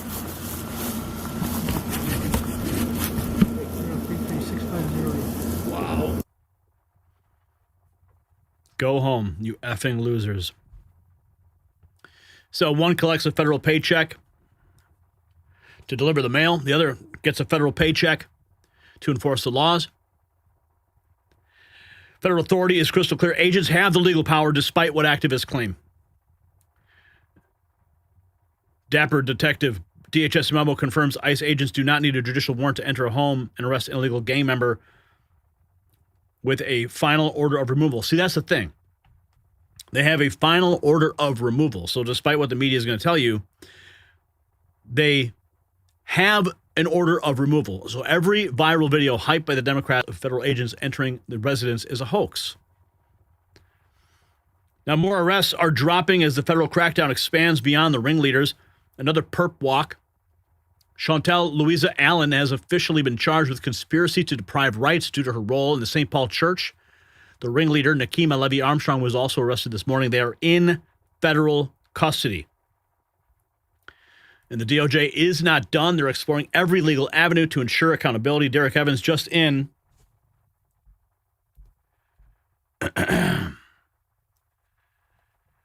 Sources claim DOJ is exploring other avenues after magistrate decision related to the St. Paul Church incident. Court records show attempted charges that mysteriously disappear from the system. Josh Gerstein, I took down this post while Lemon's name appeared in a short time ago in a court record as one of the 8 defendants in the church protest. I'm told magistrate judge rejected the charge against him. The docket entry now gone. A federal judge blocking charges against a major media figure, but the DOJ is not backing down. Red Wave Press. The Minnesota federal magistrate judge blocking the Trump DOJ from bringing charges against Don Lemon, who joined the anti-ICE protesters in storming St. Paul, Minnesota church on Sunday, according to CBS News. More arrests prove the investigation is far from over, even as some escape charges. Now, this is William Kelly, one of the radicals who stormed into the city's church, been placed in custody by the FBI. Yesterday, he was screaming, "Pam Bondi, you want to come and arrest me? You want to come and give me charges? So be it." And Bondi followed through. So, Pam Bondi, you want to come and arrest me? You want to come and give me charges? So be it. And for all the people giving me death threats, threatening my life, kill me. Go ahead, kill me. Because you know what? As Fred Hampton said, you can kill the revolutionary, but you can't kill the revolution. Nice try, buddy. Don't drop the soap. The FBI director confirms a third arrest as the federal response intensifying. Here's Kash Patel. The third subject now been arrested connected to targeting City's Church in Minneapolis. William Kelly is now in custody. Justice moves forward for some, while others escape, and Kelly joins Armstrong in federal custody. William Kelly has been arrested by the FBI. Kelly filmed himself attacking Christians in their church pews, spitting on them and threatening them because of their race and religion. You can see the terrified video of the children in the video. We played this for you before. As you can see, all these pretend Christians, all these comfortable white people who are living lavish, comfortable lives while children are dragged into concentration camps. You're living real life, nice lives with your lattes, doing absolutely nothing. And now he's in custody. A.G. Bondi, though, hitting a roadblock with Don Lemon. But the fight for equal justice continues. Pam Bondi and the DOJ pushed to charge Lemon, but Minnesota magistrate judge blocked it. Bondi's enraged at the decision. The process is not over, though, and other avenues can be pursued to charge Lemon, according to CBS. This is the beginning of what's going to happen here. When you violate people's due process, when you pull people off the street and you start dragging them and hurting them and not abiding by the Constitution, when you start doing all of that, people get upset and angry. And if you remember what the civil rights movement was about, the civil rights movement... Oh, kiss my ass. So, quit with the embarrassing performances. A judge has refused to charge Don Lemon. While you arrested that other church ringleader attacker, you haven't arrested any criminal Democrats or even arrested any protesters impeding federal officers. People want to see real arrests. Judge rejects Trump DOJ bid to charge Lemon. All over the headlines. So this is the moment that reveals everything. When federal judges start blocking prosecutions of media figures while regular activists get perp walk, we're not talking about equal justice anymore. We're watching the system protect its own while throwing everyone else to the wolves. The mask is completely off. Now, the real question isn't whether Don Lemon should face charges. It's whether we still have equal justice under the law. When judges block prosecutions based on who you are rather than what you did, we've crossed a line that threatens every citizen's faith in our institutions. The Minneapolis chaos is just the symptom. The disease is a justice system that operates by different rules for different people. The selective enforcement will only get worse until we demand accountability from everyone involved. So do you believe we have equal justice under the law in America? Let us know what you think. And while you're at it, check out the next News Mart shop.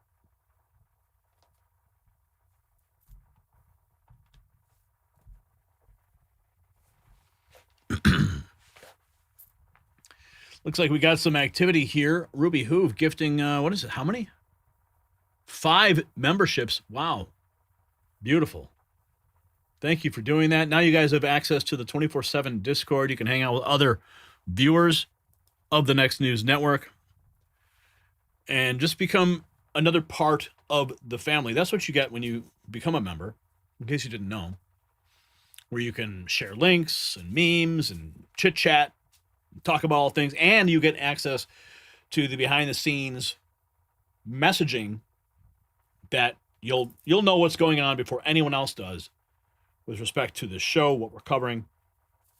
So you want to make sure you do become a member of the channel and then get access to the Discord. So when you do that, maybe some of the members here or maybe Brian can jump in and tell them how to get access to that Discord when they become members. We're at $37.95 for the show tonight. So there you have it. We've witnessed the full scope of the swamp's desperation and America's resurrection under real leadership. Jack Smith's pathetic performance before Jim Jordan exposed everything we've been telling you. $35 million taxpayer dollars flowing to secret informants.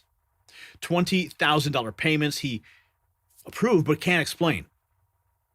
Sources he funded but claims not to know. This is the same weaponized justice system that spent 4 years hunting Donald Trump while real criminals walked free. Now, Smith's stammering wasn't ignorance. It was a calculated deception designed to protect a corrupt machine that views your tax dollars as their personal slush fund. Meanwhile, Trump delivered what we elected him to do. The Greenland Defense Framework deal isn't just strategic positioning. It's a masterclass in America First diplomacy. While the Davos elites expected genuflection, they got a reminder that America doesn't apologize for winning. We don't bow to global bureaucrats who've never created a job or even defended freedom. Trump walked into their den and made them understand who actually runs this world. But the corruption runs deeper than anyone imagined. Tim Walz's Minnesota. Ground zero for a $250 million welfare fraud operation that funneled American taxpayer money straight to Somalia. Money found at airports. Not an isolated incident. It's the visible tip of a massive pipeline designed to rob hardworking Americans. And Keith Ellison didn't accidentally sponsor legislation making international money transfers easier. This was systematic theft enabled at the highest levels. And remember, Ilhan Omar, she wrote the bill. She wrote the bill for the Feeding Our Future Act that accelerated this whole thing. Now, Alex Soros is already picking the Democrats' next puppet. Salty Nationalist dropping $10 as we close out the show. Thank you for that, Salty Nationalist. No words, just take my money. Appreciate you. Now, Soros' Davos endorsement of Gavin Newsom tells you everything about their 2028 strategy. They're doubling down on the same failed policies that turned California into a homeless wasteland with rolling blackouts and mass exodus. 34% polling for Newsom proves the Democrat Party learned nothing from November's crushing defeat. In the Minneapolis ICE raids, triggered violent confrontations because the left suddenly discovered they love law enforcement. when it protects illegal immigrants from deportation. These same activists who demanded defunding police are now interfering with federal operations. Even more telling, a federal judge just rejected charges against Don Lemon while BLM ringleaders got arrested for obstructing justice. See, the system protects the media allies while targeting ordinary Americans. Every story connects to the same fundamental truth. There are two Americas operating under completely different rules. The connected elites spend your money, break your laws, and expect your deference. The rest of us work, pay taxes, and face consequences for our actions. Remember this date in history. January 22nd, 1973, when 7 unelected Supreme Court justices imposed Roe versus Wade on America. Today we're fighting a similar power grab by unelected bureaucrats, prosecutors, and global elites who think they know better than we do. So thanks to our Super Chat supporters and Rumble Rant contributors who make this show possible. Grab your gear on the way out at shop.nextnewsnetwork.com. I'm Gary Franchi. This has been The Raw Feed. Stay free.